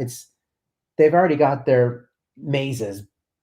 It's built in. It's in a there, built-in. It's a haunted ship. It's a Hello. built-in ship. Yeah. Yeah. It's the spooks are there, and I would love to Mhm. hear if there's anyone watching this on the Queen Mary that has worked there. We've again, we have our good friend Bob Berry Place 28 that has worked there. But if there's any haunters that worked on the ship during Queen Mary Dark Harbor, if you've experienced You've got some anything, stories. if you have some stories, Let us hear those. let us know. We want to hear from you. We'd love to have you on one of our podcasts here. But such a cool event. There's quite a bit to do at Queen Mary Dark Harbor. We didn't even touch the surface of what is Queen Mary Dark Harbor. I took a few notes here. Obviously, there's like the live DJ that's there. They have amazing scare zones. There's 5 haunted houses. I believe is what, 3 on the ship? Yes. And 2 on 2 on the mainland before you board the ship. Oh gosh, well, there's even, as I was researching, I didn't even know there was axe throwing that they have at the event. There's a Pirates themed shooting arcade. There's also a rest in peace guided tours. There's this event space that they offer there. It's called the Crypt private event space. Fire show we didn't catch, and just other sideshow performers that are mixed in the crowd there. Like, holy cow, I can go on and on and on. There's theme bars, lounges, and that's not even talking about the carnival rides that they have there. They have like the zipper, and they have a really cool carousel there. It's the horses. Yes. That's really neat. Where and else? The swings from Neverland Ranch. Swings from Neverland Ranch are there. Michael Jackson's Neverland Ranch. They were able to save that attraction and restore it and get it operating. And it's being utilized at Queen Mary Dark Harbor, which is really cool. So there's so much to do there at Queen Mary. It's not even funny. There's so much. It's more than just going through mazes. And it's just beautiful. You're right there on the ocean. You're right there in the harbor. The weather's beautiful. Yeah. There's many parking options. I think we only paid $10 for parking. So here's tip number 1 if you're attending Queen Mary Dark Harbor. How did the parking work out? $10 for parking and a free shuttle in. Yeah. So, and that was at was it the Pike in Long Beach? I think it was the Pike right there. Yeah. It was. There's like 2 structures right there. They're both like $10, whereas it costs a lot more to park at Queen Mary Dark Harbor, and it's very limited parking. So you've got to be there on time. We rolled in around like 9 o'clock. So the lines to get in had really died down, which was kind of nice. But it was a work night for us. So we got in there a little later than we would have liked, but we still got a lot done. Quite a bit done. To go back to that, just rewind a little bit. Long story short, I think the other reason why we have not attended Queen Mary Dark Harbor, we purchased tickets. This was years ago. Oh, yeah. One night to go on a Groupon. Was it a Groupon? I think it was a Groupon. It was a Groupon. It was a weekday, like a Wednesday, and we're like, no one's going to be there. It's going to be empty. Well, we rolled in thinking we were getting there early, and we couldn't even find parking. Like, parking was ridiculous. The line went, it was like almost an hour just to park the car. It was ridiculous. I think we just ended up turning around, We went and had dinner. just eating the tickets. They were very, very affordable, very cheap. Yeah. But we just went and had dinner there in Long Beach. So it was just the line was so bad. You were just like, it was so bad that it was too bad. it was It just looked like you were not going to have a good time. It's like you were waiting in the parking lot to get into the parking lot. Yeah, it was. And you could just see the line of people that needed to go through security.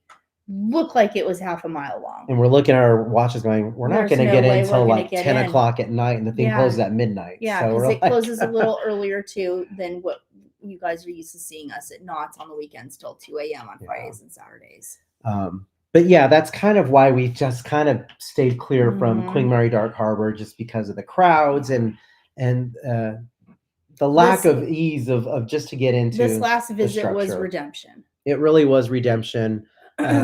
We had a great time. It was, like I said, there's so much offered there.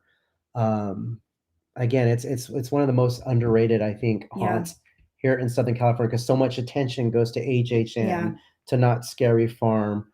Very little attention, in my opinion, I think, gets shown over at the Queen Mary Dark Harbor. One thing I would like to add, for those of you that were on our live stream at Queen Mary Dark Harbor, unbeknownst to us, some of the mazes on the ship do close early. So we were not able to go into one of the mazes. I can't remember which one. I know we did the lullaby one. And then Infirmary? I think it was Infirmary we didn't get to do. So and we lose reception completely. Yeah, reception's a no-go on the ship. Naturally, you're getting those quarters, and next thing you know, there's no signal, no reception or nothing. Really, so but keep that in mind if you guys are planning to go early. Just get there early and try to get as much as you can done beforehand. Again, plenty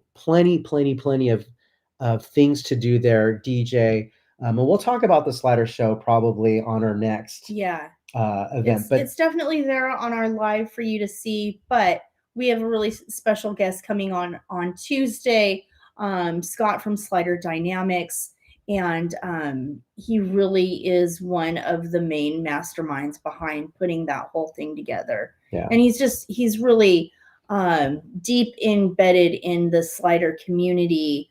And he goes way back, guys. So we're really excited to talk to him. Yeah. So, but it was fun to see Living Dead Nephew. He was there representing Knott's Scary Farm. Lots of, this isn't a normal. So if you go to Queen Mary Dark Harbor, you won't normally see the show that we got to see that day. It had been 8 years since they've done this. There is a Slider show, I believe, nightly. Yes, there. The Queen Mary Sliders are there each night. The Queen Mary Sliders there in Slider Alley. And they perform, I believe, twice a night.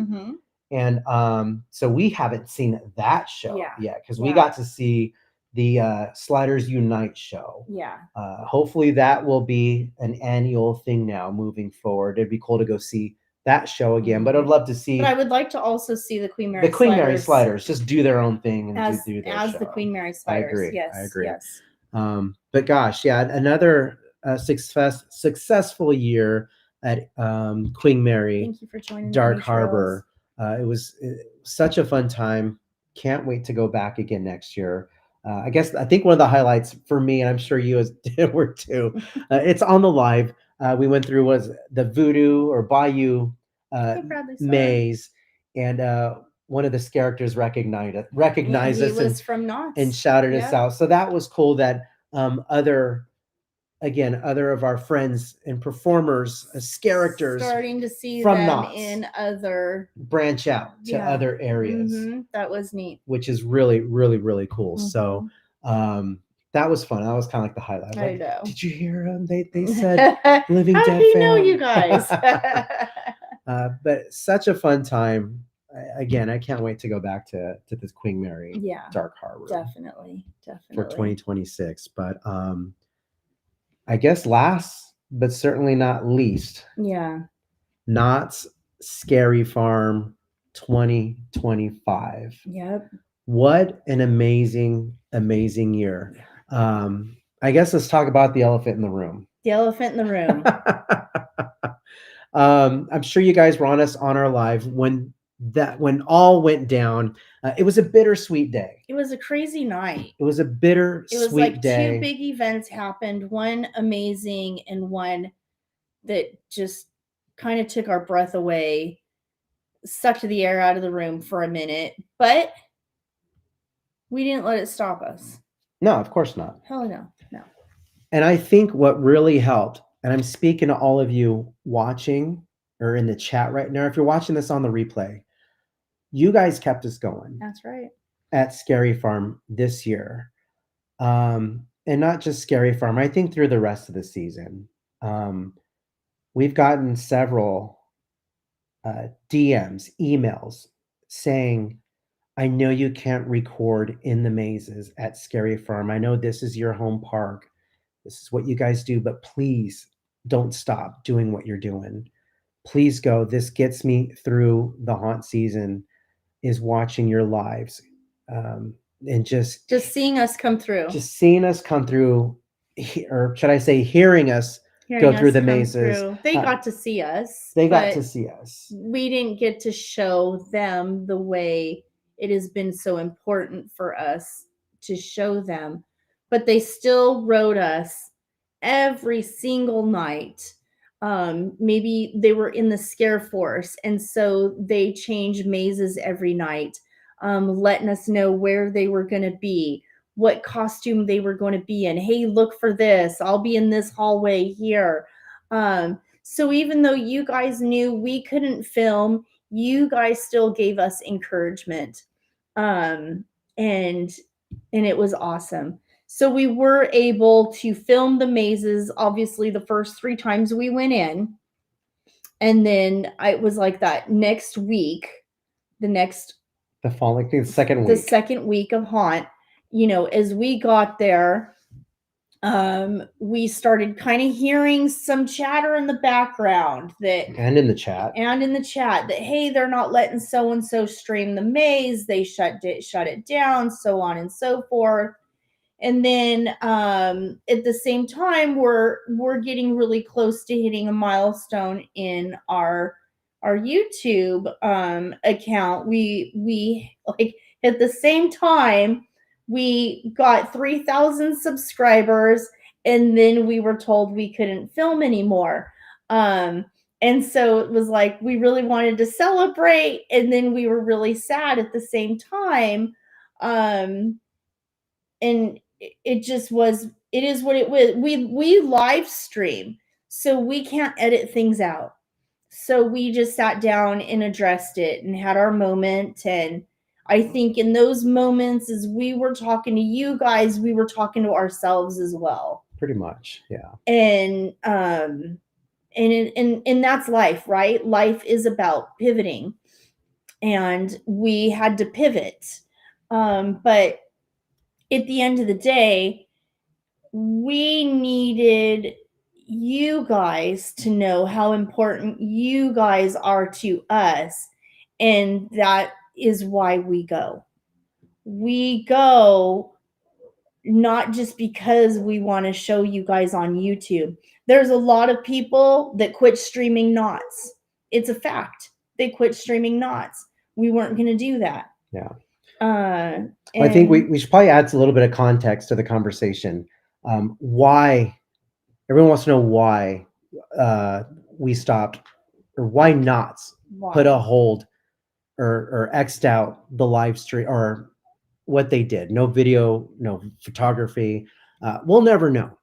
There's speculation that some other streamers ruined it. There's speculations that photographers ruined it. And then there's speculation that because of the merger with Six Flags and Knott's Scary Farm, or Knott's Berry Farm, with the recent merger, that Six Flags now has complete and total control of Knott's and how they operate. And from what we know, you can't really stream much, or if anything, at Six Flags.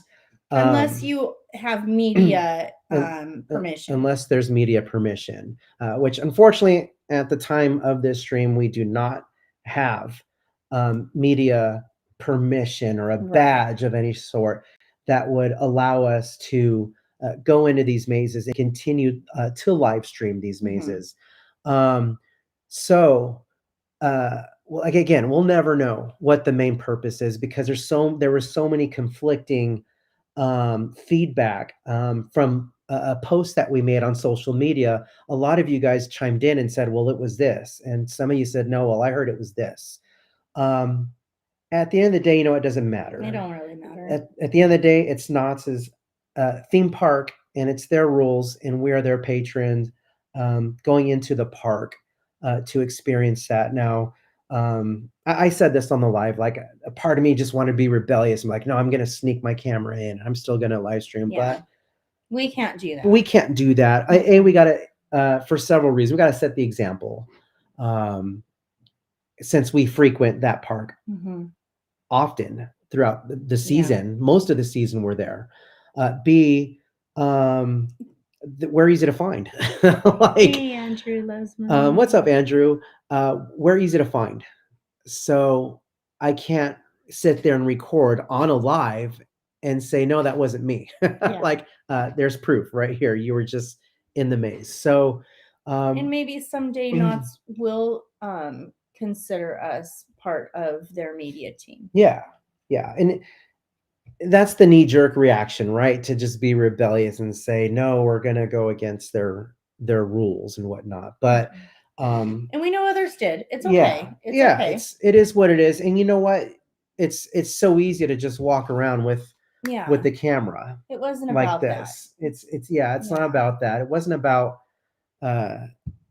taking pictures or being rebellious or taking video. It's just more about, there were definitely inconsistencies, but like we said, we couldn't be the ones that were caught taking video. It wouldn't feel right. It wouldn't feel right. It would set a bad example. It just wasn't the right thing to do. But we found a way around it.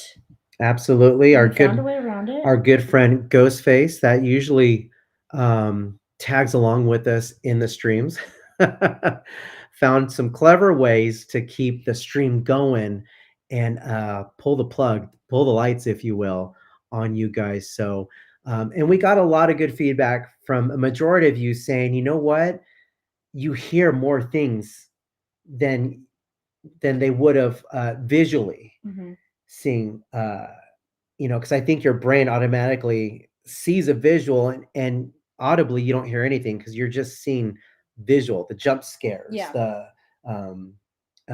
whatever it is that scares us in the mazes. So with you guys not having a video feed and just hearing us in audio, that's why I always encourage you guys to put on your headphones or Bluetooth or whatever however you guys watch our videos, to just listen audibly, to listen to the soundtrack in the mazes. A big deal to the actors. We do know that. And I think that was a fun twist for you all. Yeah, it was a little extra step I had to take as far as equipment goes, and the gimbal, putting you guys on the gimbal, off the gimbal, making a quick little video for you guys for Ghostface to pull the plug and lights out with you guys. We just went with it. We had fun with it. And hopefully a majority of you guys still had fun with it too. And I think another blessing in disguise, which last year we were so caught off guard that, we're doing it for us, for fun. Then we're doing it for the chat because you guys love going through, because you guys aren't allowed to go through, depending where you are out, whether you're scared or you want to watch from the comfort of your couch, whatever the case is. We were there for you guys in the chat or whoever watches us after. But we didn't expect last year, and we didn't really discuss it. We've discussed it on live streams before, but the family that's not allowed to go in the park, or maybe are too scared to watch their loved ones or too far. That was really cool. The connections we've made from last year to this year of that. And I'm speaking just specifically for our friends in the mazes there at Knott's. Yes. That was really cool to establish that with And they would join in every night and join in every night. and see their loved ones. Some people had multiple loved ones working in the park, one in this maze, one in that maze, you know. So that was really cool last year because we were in the mazes last year, and that was a lot of fun. Well, I didn't realize as well that once we went out into the streets and kept the cameras rolling in the fog, in the scare zones, mind you, we didn't spend much time in the scare zones last year. This year, we had more ample time to get to know our friends, our ghouls and goblins out in Ghost Town, out in Forsaken Lake. That was really cool. We've made more connections out in the streets this year, and we weren't expecting to. We know we wanted to film a little bit more in the streets, but it's been a big learning process for us because I guess the way to say it for me was when we started focusing streaming in the mazes, the reason was because we felt that the people in the mazes weren't being seen on camera. And there were so many photographers and everything, and there should be, absolutely. But the street performers were getting so much more attention than the kids. I'm going to call everybody a kid, okay? Than the kids in the mazes. And that is where we felt last year some purpose, was that we were getting into the mazes with the camera every night that we could. And so many amazing things happened from that we just never even ever anticipated. This FogCast is part of that. And so we didn't realize that there's also a hierarchy, if you will, even out on the streets. Hey, these people are seen and photographed, but these people aren't. And so it opened our eyes to that.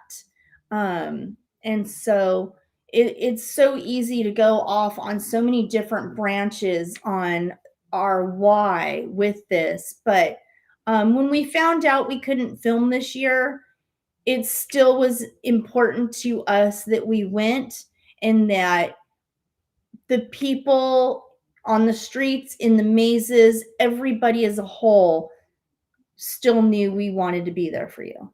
Still Absolutely. wanted to go through, and you knew we were going to come through. Honestly, it was probably comforting Yeah. to a lot of the cast that was working these that works the mazes there. I think it warms their heart when they see us come through. We know when we walk in, we can kind of hear in the Chris, background. Thank you for the words. We can hear in the background, Living Dead fam's here. Like, I think they play telephone to their friends. Unfortunately, we can't record, but I think they just get excited of us being in, and vice versa. We get so excited going through these mazes. Ridiculous, like little kids. We're like big kids. Or even that, what you just said, the Living Dead fam is coming. Never in a million freaking years. I know. Could you have told us that someone would know who the heck we were, let alone get excited about our presence. And that kind of brings me to another excitement has been seeing our friends in the mazes come out of the mazes and now being on the streets. So that was exciting. The little graduating things that you're starting to see and recognize and see how those things take place. We're watching these kids grow in front of our eyes. Grow young and old alike. Yeah. Young to old alike. And that has been amazing. Amazing. This year, getting through all these zones, walking into mazes at night. We never really had the trinkets last year. I think this was our first trinket this year. I'd heard about trinkets before, but I don't think we'd really. Right. So what in the world is a trinket? What in the world is a trinket? All of a sudden, you're just kind of handed something in the dark. And this little guy is squishy and sticky, and he's a little rat. We each got one. We each got one. And so, hey, mastermind, this became a fun thing in the mazes this year. And it almost became like a game with some of you guys is in the maze, where every time we would come through, we would get something new. And so we kept trying to come up with things to hand back. So you're going to give me something new? Well, crap, I better have something different for you. It's like, we better make more stickers. We need to make more stickers. Some different stickers. And, you guys may be able to remember who this was. That's cool. Is that cool? Just every night, something fun from some of our favorites. You guys are all our freaking favorites, but some of our favorites, some super little tiny. We got some magnets too, didn't So we get magnets? We got all kinds We got of all stuff. kinds of goodies. I don't even have everything. I know, we got so much. It's so hard to bring it all out. I will here. make a post because it's the little things. This is from our friend the lug nut in the Goring 20s, Jermaine. He's been on the show here before. And it's cool to see him out in the Goring 20s. Out in the Goring 20s, out of the maze into the scare zone. Other gifts from other Knots cast. Andrew Loves Maria. He showered us and just I can't. I'm gonna wait because we're gonna have him on the show as well. And so I want to kind of hold some of that stuff back. But one of our favorites, they're all our favorite mazes, but 8 Fingers 9. 8 Fingers 9, I think every night we came out of there with something fun. Is that too cool? I know. You guys, if you guys are all amazing. If anyone's listening to the feed, make sure you watch the live stream version of this if you're catching this on a later date, so you know what we're showing you on the screen. But and then these are cool. Mastermind right here was in here. Mando draws. I'm gonna drop his link. Can you guys see those? Are those kind of hard to see? I know. Mando draws, does art. And he actually did art of Living Dead Dad and Living Dead Mom, and then put them on these pins. And then we were blessed to see the family in the park a couple of times, and he gave us these. Is that the coolest thing on the freaking planet? And you guys, we wear these just about everywhere we go now. It's just been amazing. But I think the point is it hasn't been about content. It's been about connection. And thank you guys, every one of you. I know we've got some of the Knots cast in here, and if you watch this later or listen to this later, thank you guys for the connection, because that's what it's been about for us. And you guys kept us going, and I know some of you said we kept you going, because I know that was a blow, the cameras needing to be turned off. I know not for everybody, but for a lot, the cameras needing to be turned off was definitely the wind being taken out of your sails. And Chris, thank you so much for joining us. Yeah, we need to get you some artwork for sure, friend. We just want you guys to know that it wasn't just to come through and film content. Over the last couple of years, it's been so much more than that. It's been about connection and getting to see you guys grow and flourish in whatever it is, be it your haunt life, or even we've gotten to see you guys flourish and get through normal life, or be there for some of the disparaging times. Thank you guys for letting us be a part of your daily life or your haunt life. You are all each and every single one of you are really special to us. Yeah. Very, very cool. That was the elephant in the room talk. We didn't even talk about the event this year for Knots. Thank you, Danielle, for saying that. I had such a great time this year at Knots. I think every year it just gets better and better. Um, Absolutely love the two new mazes that we had this year. Um, I wish they were so good. Scary Farm was so good this year that the um, the two new mazes lines were ridiculous. And I'm Mm-hmm. talking about um, Bloody Mary, and of course, I think everyone's favorite, the zoo. Holy Yeah, cow! the Both zoo was insane. both mazes were incredible, and it was fun to see uh, other monsters that we've met in other mazes jump into these mazes here. So that was really, really cool. Um, I love the zoo. I think that was my favorite this year.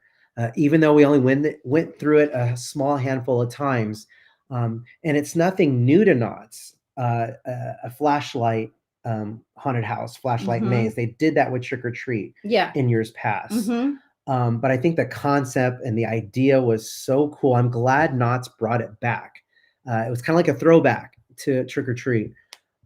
So cool. I love that. And in fact, it was so popular, they had to switch it out. Yeah. They had to pivot because it was so crowded. The lines were too long. Crazy long. They said, you know what, this lights out thing is we're knocking out of the park with this. The line's too long. Instead of doing it at what 8 o'clock or whenever the lights would go They would out, turn off at 11. you're right at 11. They said, you know what, we're doing lights out the entire Yep. rest of the run. Um, which was cool, and the lines were still ridiculously Yeah. long because as by nature, the later it takes to get into the season, it's just going to get crowded no matter what. Doesn't matter what Knott's did Yeah. to lights out, or I'm sorry, to the zoo. You're just going to be crowded, but very cool concept. I Yeah. absolutely love that idea. And all of the characters in there did such an amazing job. It was You guys incredible. were hitting it out of the park every night. It was incredible. And that wasn't an easy maze. No, Those guys in there, you guys. I don't know with how the you guys did it. flashlights, having the light shined in your face and the darkness, and you guys put up with a lot of abuse too. Yeah. So And that's talent too, because you guys are not only either wearing makeup or especially the ones that you in mask. You have to know where where your boundaries are. You have to Yeah. know. And some of you were moved in different locations throughout the night. Yeah. But the zoo was great. Absolutely love the zoo. Can't wait to see it again next year. Thank I you, think if Slim. I would change anything, thank you so much, Slim. If I would change anything, I said this on the The live zoo was a winner. about the zoo is have it like a hybrid maze, meaning have the lights, everyone still gets a flashlight, but have the lights go on for a few minutes. Mhm. And then at some point, all the lights in the house go off. Mhm. And then click the lights back on. So it's constant lights out, lights on Yeah. throughout. So it's not just because I think there is a group it's a divided group. Some liked it with the lights on. Yeah, yeah. Some I'd like to liked be able to see the characters. right, that too. Mhm. Yeah. So I think it would be cool moving forward if Knott's did make it some type of a hybrid maze Mhm. where it's partially lights on, partially lights off. Real quick, years ago I went to HHN in Orlando. They had something similar. You wore like this like a hard hat with the light on it, and there were certain areas. It was a completely lights out maze, but some areas that light would go off, and I think it was kind of just like Mhm. Trick or Treat, very Mhm. similar. But I know they can do it. Yeah. Knott's could totally do it. I think it would be cool to have something similar moving forward if they decide to do that. But Yeah. the zoo was great. I can't wait to go through it again next year. What'd you think of Bloody Mary this year? I liked Bloody Mary. It was a little dark in some places, and I noticed as the season went on, they put some different lighting effects to help light it up a little Right. bit. I liked Bloody Mary. I mean, if I had to pick a favorite between the two, the zoo hit it out of the park. Of course. Obviously, it hit it out of the park. But the Bloody Mary was definitely a good welcome addition. No, I agree. The back four right now, all four mazes are fire. I love all the mazes in the back Mhm. lot. They're at Knott's. It's incredible. And that we'll get into the tips and tricks here in a minute, but the four back there are great. Yeah. I think I've grown more to love Eight Fingers 9 this Yeah. year. It was a beautiful maze last year. It's a beautiful maze this year.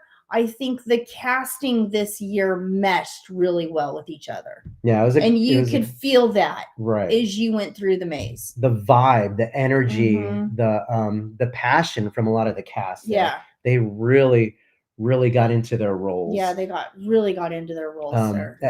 All of the boogeyman, any of the cast there that's a boogeyman, you guys are incredible. Awesome. Just the look of the costume, the facial features of the boogeyman, the boogeyman on stilts, the ones that aren't on stilts. Yeah. It's such a cool looking boogeyman. Mm-hmm. Of course, Michael Myers, the original boogeyman, but this version of the boogeyman, he was creepy. Is just the long, especially on stilts, dark black hair, and then just the look on that guy's face is so terrifying. Boogeyman's always just going to be a classic for us, but such a good year at Knott's. Sad to see Mesmer go. Sad to see Mesmer and Grimoire. It felt like Grimoire was so short-lived. I agree. I don't think it was there that long, because I remember going when it was brand new, which seemed like only a few years ago. Where it seems like some have been there longer. I don't know. Yeah. I don't know. I guess they probably go according. I don't know if they take guest feedback or just look at the numbers that go through, and they probably just gauge on, okay, I think they do have cast members with clickers there. They're so numbers, like any business, they got to look at numbers. So if there's not enough people going, if not enough people are going through Grimoire, that's they're gonna, okay, we got to cut it. We got to get something else in there. Yeah, but definitely sad to say goodbye. Excited to see what's coming. Origins was also fire back there this year. Origins was really good. I feel like this was a better year for Origins. I agree. I don't know what it was. It was the casting. It's got to be the casting. It's the casting. The casting in Origins this year, I think they all did better together than maybe the cast before. And it goes with anything else, right? Any job you have, it's whoever your boss is for the day, whoever your coworkers are for the day, that'll make or break your day. Yeah. So I think whatever Knott's is doing as far as casting goes, they're casting the right groups of people together. I think they're casting the right, whoever the head ups are, whoever's in charge of the mazes there. Was it a 4-year maze? I swear it's only 3. Which one, Grimoire? Yeah. Yeah. I think it's only 3. I'm sure we got some Knott's historians out there, but no, I think whatever Knott's is doing, whoever's in charge of their casting is doing an amazing job. It looks like everyone works well together in every maze that we go through. Yeah. It's all really, it's all incredible. Every experience, and that even when we go, you think we would get tired going. Physically tired, yes, but you think we would get tired of seeing the same things every time, but I don't know what it is about Knott's. It's the connection. Yeah, the connection. And I think, again, to compare, everyone says, well, which one's better? If you like mom and pop style of mazes or haunted houses, if you like more atmosphere, more scare zones, if you like original stories, I would go to Knott's. Thank you, Miss Garcia. Thank you, Miss Garcia, so much. I think for Slim. I think that's what, and we're biased because we've grown up with Knott's Scary Farm. We've been going to Knott's before HHN was even a thing. Knott's is the OG haunt. Do I dare say in the world? Aside from Carnival Park, Carnival rides or ghost trains, whatever they're called. As far as a theme park haunt for October goes, it's always going to be Scary Farm. They started it. They're the trailblazers. They set the standard for these other theme parks to join in on the festivities, on the Halloween fun.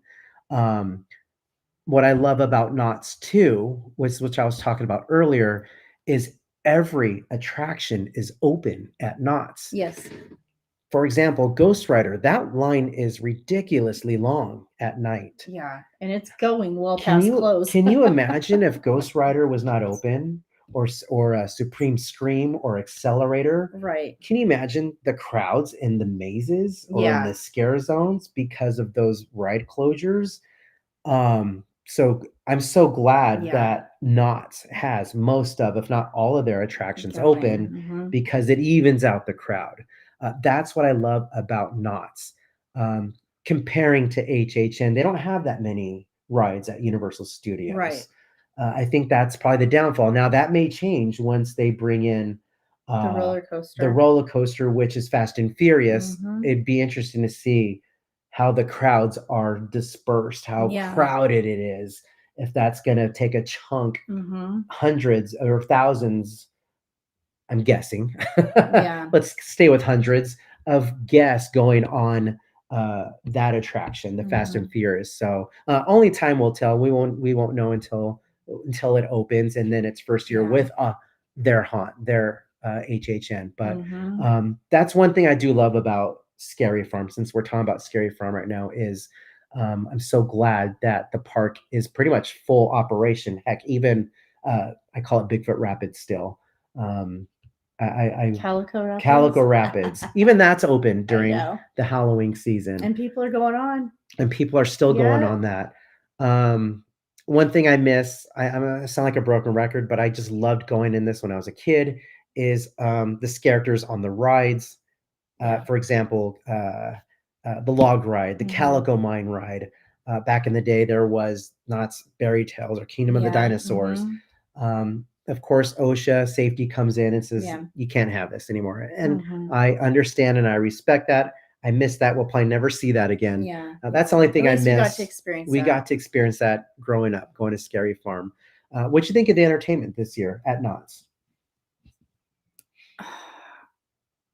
I didn't care for the main stage show as much as I did last year's. Okay. And it could have just been the music didn't hit quite as Mhm. strong for me. But a lot of people loved this year's, Yeah. 2025's. That's just a personal opinion. I really, really enjoyed last year's performances better. The Cirque du Grotesque, right? Yeah, I mean Yeah. it's still the same theory. It's just a new, it's kind of the same but kind of not. Right. They didn't have the guy on the big spinning wheel thing. I think that was good. I think that the audience kind of dulled down at that part, and so they didn't have that this year. But you still had the rope person, and it's the same but different. Right. Different songs, different dances. I just feel like last year they hit it with the music. Yeah, the music was fire last year. I feel I like agree with last that. year they hit it with the music, and that really set it apart. This year's music was okay, Mhm. but last year's music was fire. Yeah. Period. And I loved Icarus. I loved the That's right. guy. You love that Yeah, song, huh? I loved. Yeah. It's like whenever we hear that song on the radio, I if it's think of playing somewhere, Icarus. we I just go. see him on the ropes. We go straight to Knott's. Yep. Last I see season. him on the ropes. No, I thought the show was good this year. I think I agree with you. I think the music plays a big part in a lot of these shows, because you go home and you remember. At least I do. I love soundtracks to everything. I love movie soundtracks or whatnot, or just music in general. Yeah. So I'm hearing. I take that with me. I can visually see the performers Yeah. doing their act to those songs. I agree. I didn't feel that this year. Yeah. With some of the acts that went on that stage show, but it's a really cool show, guys. It's one to not pass up. You got to see it. You got to see it, You guys. gotta You got to see it, see Cirque du Grotesque. Go support, go cheer for those talented folks that are on that stage. I don't know how they do some of those acts. There's no way I could do that. What did you think about the hanging? The hanging, I'm glad it's back. This is what, its second or third year back. Yeah. It's a staple for Scary Farm. I absolutely love the hanging. We've grown up with hanging as children. it's pop culture, right? They're Yeah. they're gonna make fun of um, whatever's in current events for the year Mhm. leading up to the hanging. So of course, it's an adult themed show. It's not recommended for even teenagers to go see it. There's some suggestive, Mature yeah, audiences. mature audiences only. Thank you. That's what I'm trying to say. Um, so yeah, if you're easily offended, I wouldn't watch The Hanging. Mm-mm. But if you love a good laugh and if you love current events, pop culture, you want to see who gets hanged for the year. Mhm. It's definitely a good go-to. And I was surprised. I didn't think they were gonna. I completely forgot about that doll. Yeah. What's it called again? The Labubu. La Boo Boo. It was the perfect candidate to get Yeah. to be hanged this year. Yeah. Yeah. So I think that was a good choice. Mhm. It was a safe choice. It Yeah. wasn't a person Yeah. that they hung, but it was cool. It was fun because It was that doll's a what everywhere. instead of a who. Yeah, Yeah. yeah. So I thought it was good. It's just something you expect every year. They're gonna Mhm. make fun of Disney, of course. That's what they always do, and all of the famous singers Yeah. and actors and actresses. Whatever's hot. Whatever's hot, Yeah. that's what's going in there. But hangings, it's always going to be a fun laugh. Mhm. It's a nice break instead of just Yeah. spooky, spooky, spooky, scary, scary. It's a nice little take a load off your feet, sit down, Right. and just laugh. What's being presented to you on the Mhm. stage. So that's always a fun I also show to go loved the see. DJ in Fiesta Village this year. Yeah, That was a nice addition. they were playing some Mhm. fire music this year. Mhm. They're playing Yeah. some good Latin music too, some good Mhm. Latin tunes. They're playing some Selena out there. Like Mhm. every time we walk by that stage, that floor was packed. It was packed. It was packed. They sell the margaritas right Mhm. there.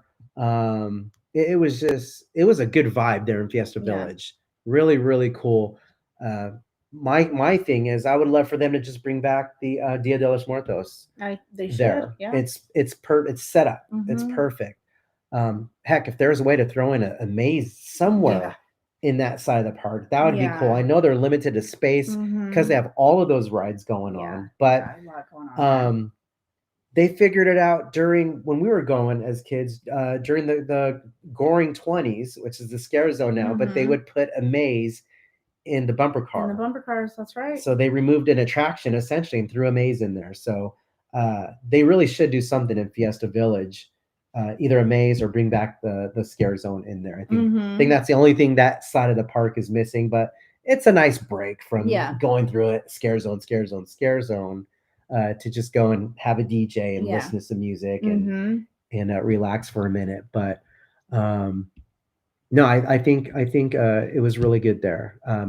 The one thing I think Knott's really swung and missed this year, or didn't even swing, I should say, is not having a show in the theater I was gonna say the same thing. in the Walter Knott Yeah. Theater, right? Yeah. Since it seems like since Elvira left, Mhm. which she's now part of LA Haunted Hayride, or at least Mhm. in some capacity, um, her brand was part of LA Haunted Hayride this past year. Yeah. It seems like Knott's really hasn't recovered from Yeah. Elvira They did the Pup stepping It Up. They've done Pup It Up before.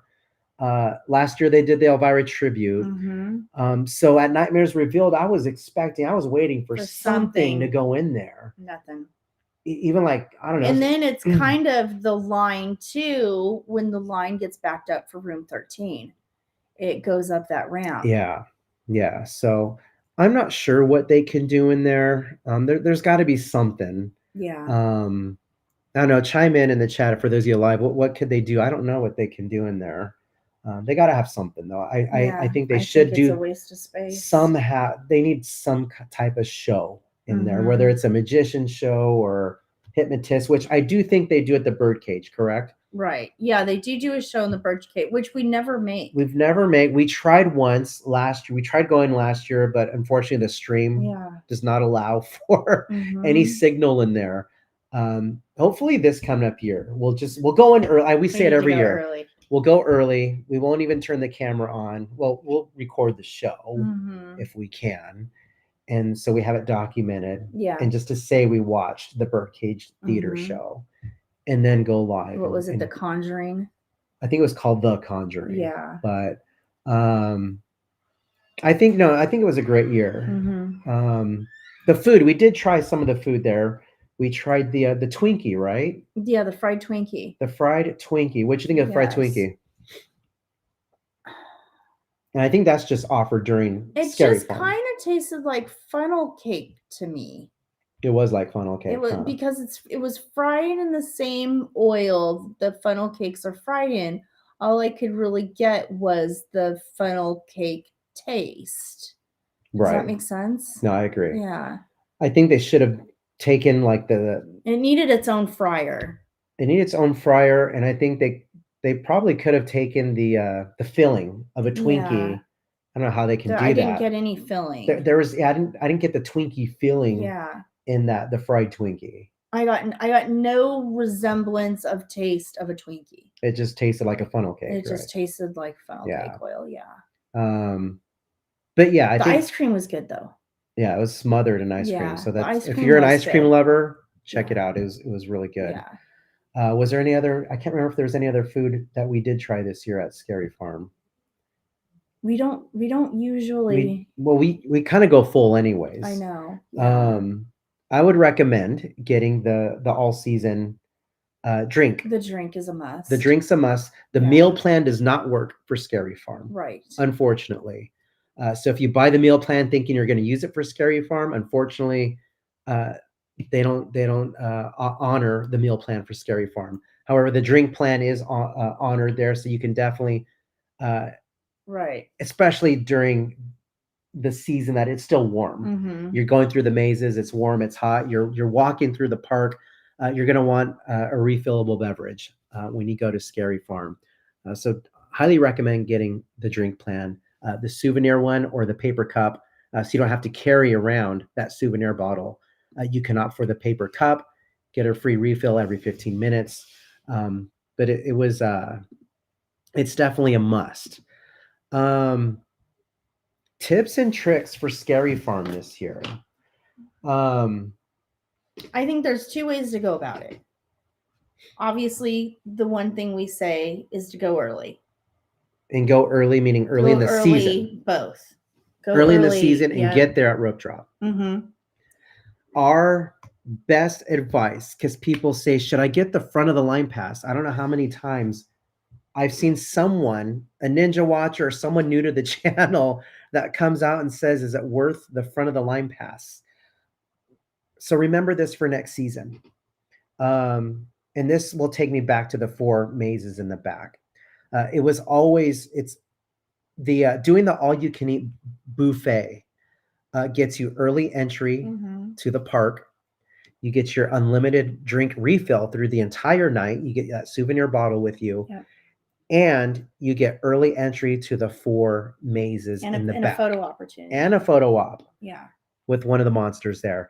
And not only the photo op, when you do the buffet, you get kind of a photo op. It's you get dining with characters with the food, with the characters and the all-you-can-eat food. You get the full meal. You get more bang for your buck with I think so too. The buffet. Just the fact that you can do 4 out of how many mazes are there? 10 mazes out of the way. Yep. In the first hour. Yeah. Of going to that event. So I think you get more bang for your buck. You got if you're only going to go once in the season for Scary Farm, I wouldn't get the front of the line pass. Do the all you can eat buffet. Yep. Your dollar stretches out a lot longer. Now, there's going to be no new mazes this year in the back 4. In the back 4. However, that might not matter to some of you. It mattered to us because we enjoyed for the channel. Yeah. It was in there to be in there first. Yeah. To essentially rope drop or before rope drop. And I'm just a fan of the buffet. And how can you go wrong with the buffet? I still think there's value there. So definitely highly recommend getting the buffet. If you're not going to do the buffet, then maybe do the front of the line if you're going later in the season. I think by the second leading into the 3rd week of Scary Farm, or this is kind of across the board, any theme park. If you're going to wait later to go, if going in September is too early for you to celebrate Halloween, you've been warned, it gets crowded. You've seen our live streams. You've probably seen other content creators talk about this exact topic. Um, you might have to get the front of the line pass in some capacity, or unless you rope drop. If you're going to be there the entire day, maybe you don't need front of the line specifically for knots, because knots isn't as big. There's not as much ground work to cover. And then the other way is you can get a lot done in that last hour, especially if you go on a Friday or Saturday night from 1 in the morning to 2 in the morning. If you hit the mazes that don't hold a long line typically. I mean, they may be in that 45-hour mark during the peak time of the night. Right. But if you really plan it right, you can hit 4, 5, or 6 mazes between 1 a.m. and 2 a.m. on a Friday or Saturday night. And we got the proof. You guys have been on our live streams. I've even pointed out the lines. Yeah. For example, Cinema Slasher. You guys have seen that line just go from the whole night, like 45 minutes to an hour, to like practically nothing, a walk on in that last hour. And that's why we hit that one last. It's a bummer because we don't get to see the casting differences throughout the season. We hit the B cast on because that's who's closing it out.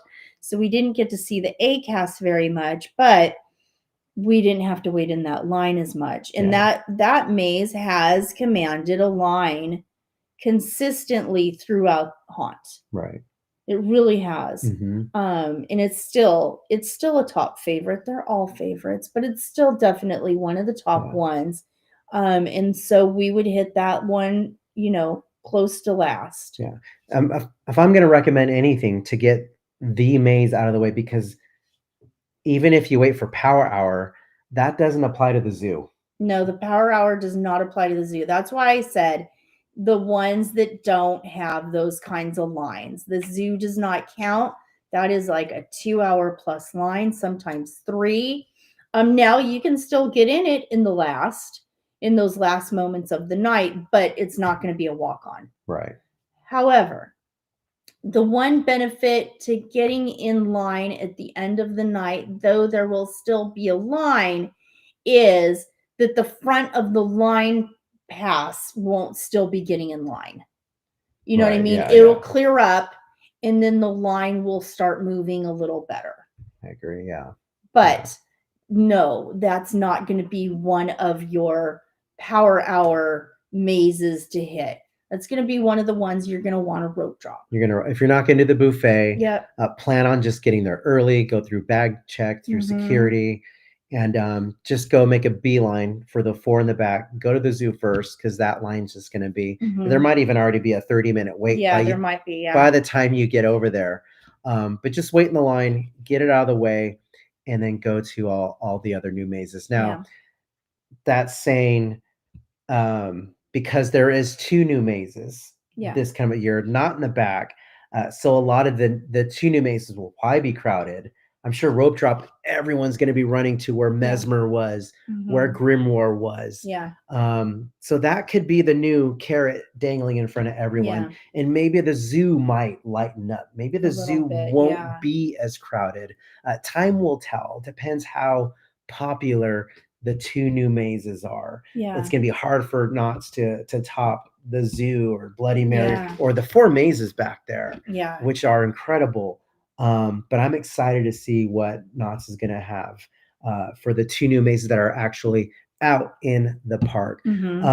If you can skip the rides, obviously you can go on those rides during normal park operating hours, any time of the year. So, I mean, if you really want to go on the ride, more power to you, but be mindful if you're spending a good probably 45 to an hour wait just to go on a ride, whether it's Ghost Rider, Accelerator, Supreme Scream, one of the big rides there. That could be time that you could have gone in through a maze. Yeah. But it's up to you. If maybe mazes aren't your things and you just want to be there for the atmosphere and you want to go through scare zones and go on rides, then hey, more power to you. Yeah. Go do that. But if you are a maze enthusiast, uh, save the rides for at the end of the night if time Mhm. allows. But go hit up all the mazes you can first, and maybe go see some entertainment. And that's the cool thing about doing the buffet. Go do the four in the back. That frees up your time to go Yeah. watch the hanging, That's to right. watch the Cirque du Grotesque show, Experience the scare zones. the Birdcage Theater show, the scare zones. Maybe you want to stop and eat dinner and have some of the themed drinks, Yeah. beverage, food. There's so much to Or do. maybe, I mean, let's talk about the cool merch this year real quick too. Mhm. How cool. Everyone's favorite hot buttery popcorn right here. Stabby. Holy Yeah. cow. I remember at night. Hey, what's up, my friend? Can we talk about just real quick on Nightmares Revealed, going into that gift shop there, The Legacy the Legacy store. store? Tell them what was happening when these were on the shelves. They were gone. They were as good as gone. The manager had to keep coming out from the back, bringing boxes and trying. They couldn't keep these on the shelves. Like, it's no joke. Yeah. Like they were. I think we even caught that on the selling live. out. Yeah. And that's a good thing to hit also, if you do the buffet and everything, is to hit the Legacy store back there. They've got awesome photo ops in there as well, and just an awesome collection of merchandise. Right. Yeah, I think Knott's has some of the best Halloween haunt, scary farm merchandise Hands down. for a theme park. Yeah. Others are really cool, but I think Stabby does rock, right? Stabby is incredible. But no, I think it was a good year. Aside from what we had to experience, some of the pivots that we had to do this year, I think we still had a great time. Yeah. So Chris just left a good tidbit of information. He says you can rope drop from western entrance in some situations. So with the two new mazes being where Mesmer was and Grimoire, that might be a good place to enter to rope drop. That's a good tidbit of information right there. I completely forgot about the western entrance. Yeah. Because we're trained to just go to the front and rope drop the maze. Like, we've had new mazes in that back lot for the past few years. So now it's going to shift. You got to think about it a now little now everyone's got differently. to pivot, and think differently, plan ahead. That's a good piece of information there. That's a good little gold nugget you threw out there for us. But we'll have to play it by ear and see how that's going to pan out. I always forget about entering that side of the park. But overall, an amazing year at Knott's. We had that little curveball, but we didn't let it stop us. I mean, and not just that, not just from the connections and everything with the cast of characters and friends that we've made, but you guys in the stream. You guys, there were nights we had over 200 of you with us on the live streams in the dark, in those mazes, in the scare zones. So thank you guys for your support as well. It was a huge collaboration between, again, the connection in the park and you guys here on our stream. You're absolutely amazing. I know we've been going on. I can't believe how long we've been going on for. It's ridiculous. Any last minute, I promised some Q&A. I don't know if we've tried answering a few, but if there's anything we missed here in the chat, if you guys got any Q&A for us as we're kind of wrapping up our chat here, please feel free to drop in some questions if you have some for us. Cool, Chris. But no, I think Knott's did such an amazing job this year. Gosh, hopefully cinema consistently, always. We had a great time going through Chilling Chambers this year. Chilling Chambers was amazing. Hopefully on a future podcast here, hopefully sometime this season. We have the Tale of the Two Spine Masters. I was very, very close. Well, we're close friends with, y'all know Clark in the chat. Our friend that was Spine Master. for these past 2 seasons. Y'all got to know uh, R.J. Clark, Mhm. um, but also a very close friend of mine. We were performers together at Disneyland, and we'll have him and R.J. Clark Yep. on a future episode here this year, the Fogcast. I think they're going to roast me. I think is that the plan? I think that's a great idea. I think they're going to roast Living Dead Dad. But just it was such a great time. Mhm. Aside from all the other things that happened this year, we had so much fun going through Chilling Chambers. Mhm. I can go on and on and on. Just every maze this year. Just the last night of Mesmer, such an emotional night Mhm. too, is closing out Mesmer, saying goodbye to our friends that we've met there this past season. Such a unique, fun concept. Good night, MH Reels. Good night, Reels. I hope they do bring some sort of a circus themed maze back there. It just fits Yeah. right there in Carnival. Carnival. So who knows what they're gonna bring? It'd be so cool if we do Mystery guest. get something there. But it was such a fun season this year. I don't know. Is there anything else you would change or add, or any final thoughts of Scary Farm 2025? I know that there's a lot of changes this year for the cast. I hope that going into 2026, the things that maybe felt more on the negative end for them get ironed out. Mm-hmm. You know, I hope to see as many faces come back excited for the new ones. But I hope that any of the negative changes or that people felt were negative changes get ironed out, and so that everybody is happy there, enjoying their job like they felt maybe they did prior to some of the changes. Hey, June Boogie. Um, Other than that, is a guest. Yeah, you know, change is constant, change is constant, change is constant, and we still had a great season. We I still agree. had a great season. So, and we're going to continue to do so. So, yeah, nothing's going to stop us on that end. I know we're going to try and incorporate smaller haunts going further, and it's just about time management for us. We would drive to the high desert, do those haunts. I think we went up there twice this season. It's 2 hours one way, and then we still did 2 hours back the other way to Knott's. We would spend 4, 6, 8 hours a night in the car trying to get to all the different haunts. It's a lot, but it's what we love, and I think it was a great it was a great season. Yeah, we definitely hope that that maybe they'll allow filming. Yeah. That would be great. But I definitely don't. I don't want to set that expectation. Is that Betty Hughes. Holy thank cow. you so much for the very generous super chat. That is incredible. Thank you so much for so that. much. That is greatly appreciated. Thank you so much, Betty. But regardless of the things that we can't change, you know, there's just things that are out of our hands, and so we have to learn to adapt and overcome.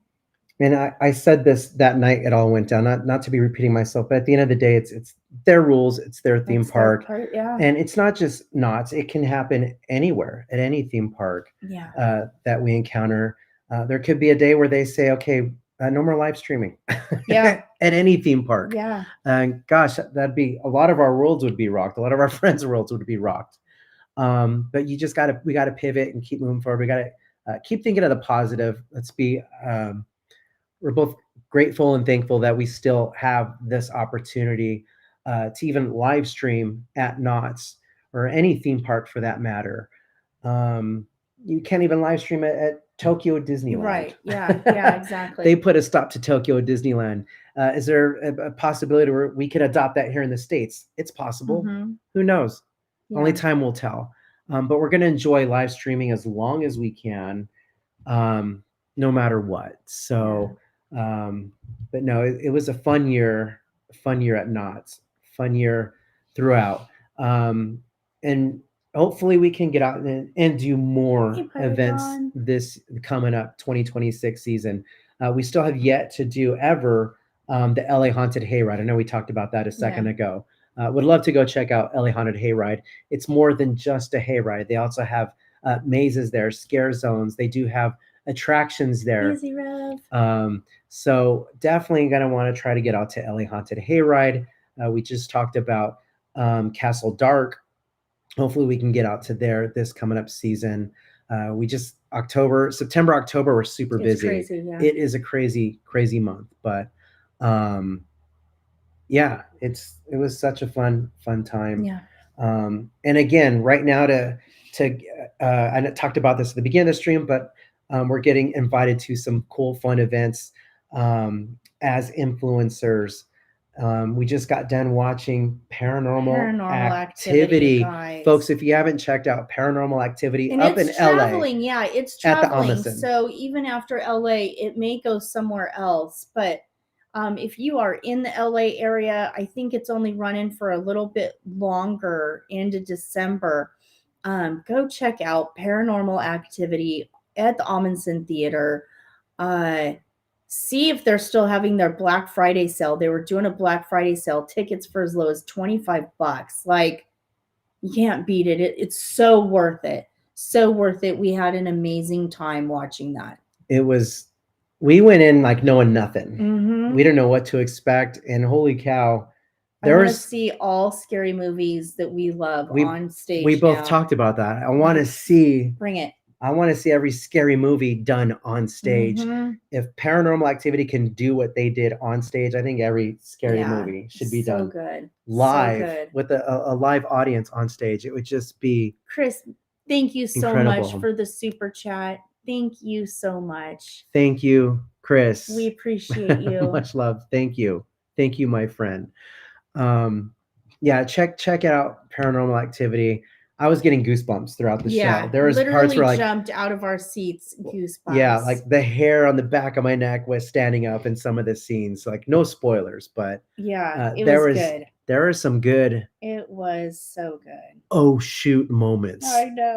I think I even said that out loud a few times. Even the audience reaction, watching it with the live audience as well, is just incredible.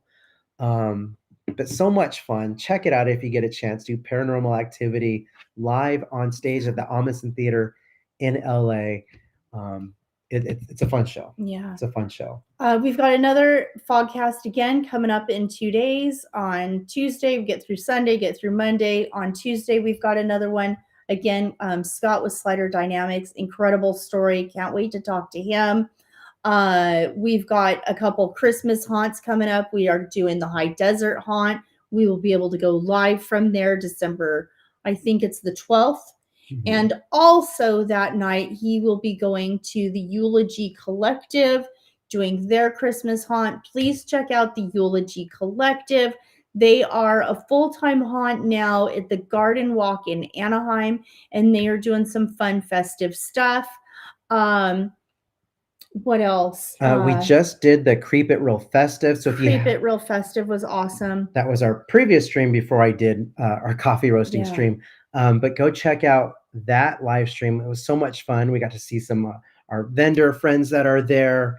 So it's such a fun event. Room to Party was High there. Desert Haunt was there. So many familiar faces. Just, man, another one where I say bigger and better than last year. How can they possibly improve again? So we're excited to see what Creep It Real is going to bring for 2026. When's the next Creep It Real event? Next summer, I believe. Next summer. Mm-hmm. Okay. So they do 2. You get 2 a year. You get to go the summer and then the November one, the Christmas themed, the overlay. Yeah. Yeah. And then, so we'll be sprinkling out our usual, FogCast and whatever spooky stuff we can find.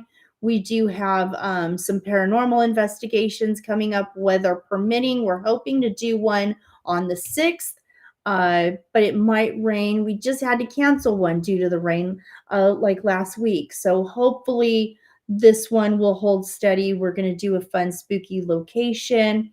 We've got March Madness coming up around the corner. We'll be excited to do that one again. So more Disney, more just you guys know. And you guys have requested a lot that you guys love it when we do movie night watch The parties. movie nights, yes. We do have one coming Members up. only Members tomorrow. only. We do once a month. If you are a member here on our channel, it's once a month we do members only watch party and a giveaway. And a giveaway. And then And that'll be tomorrow night. That's tomorrow night. So you still have time to become a member. If you're not a member, you want to hang out with us.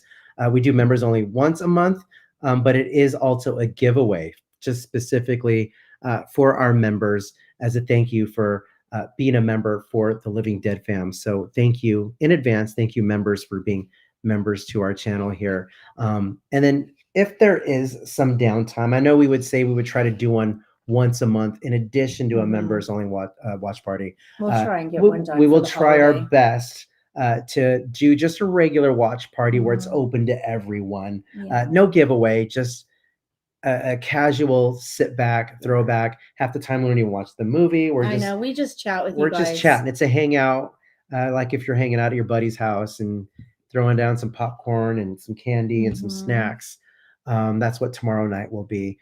I believe we're watching Babes in Toyland, I think. Yeah. Couldn't find any free good Christmas movies. Yeah, it's all they want money. They want money. money. But anyways, with that said, thank you guys so much for tuning into. You guys are awesome. You put in a long one with us tonight. I know. Season 2, episode 8 of Living Dead Fam Presents the FogCast.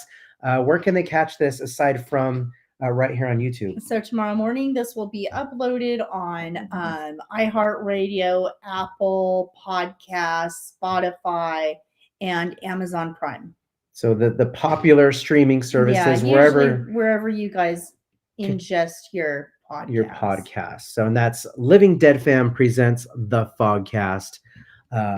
Again, thank you so much for a successful 2025 Halloween season. We had so much fun this time around, and we're ready. We can't wait for halfway to Halloween. I know. It'll get here before you know it, guys. But thank you.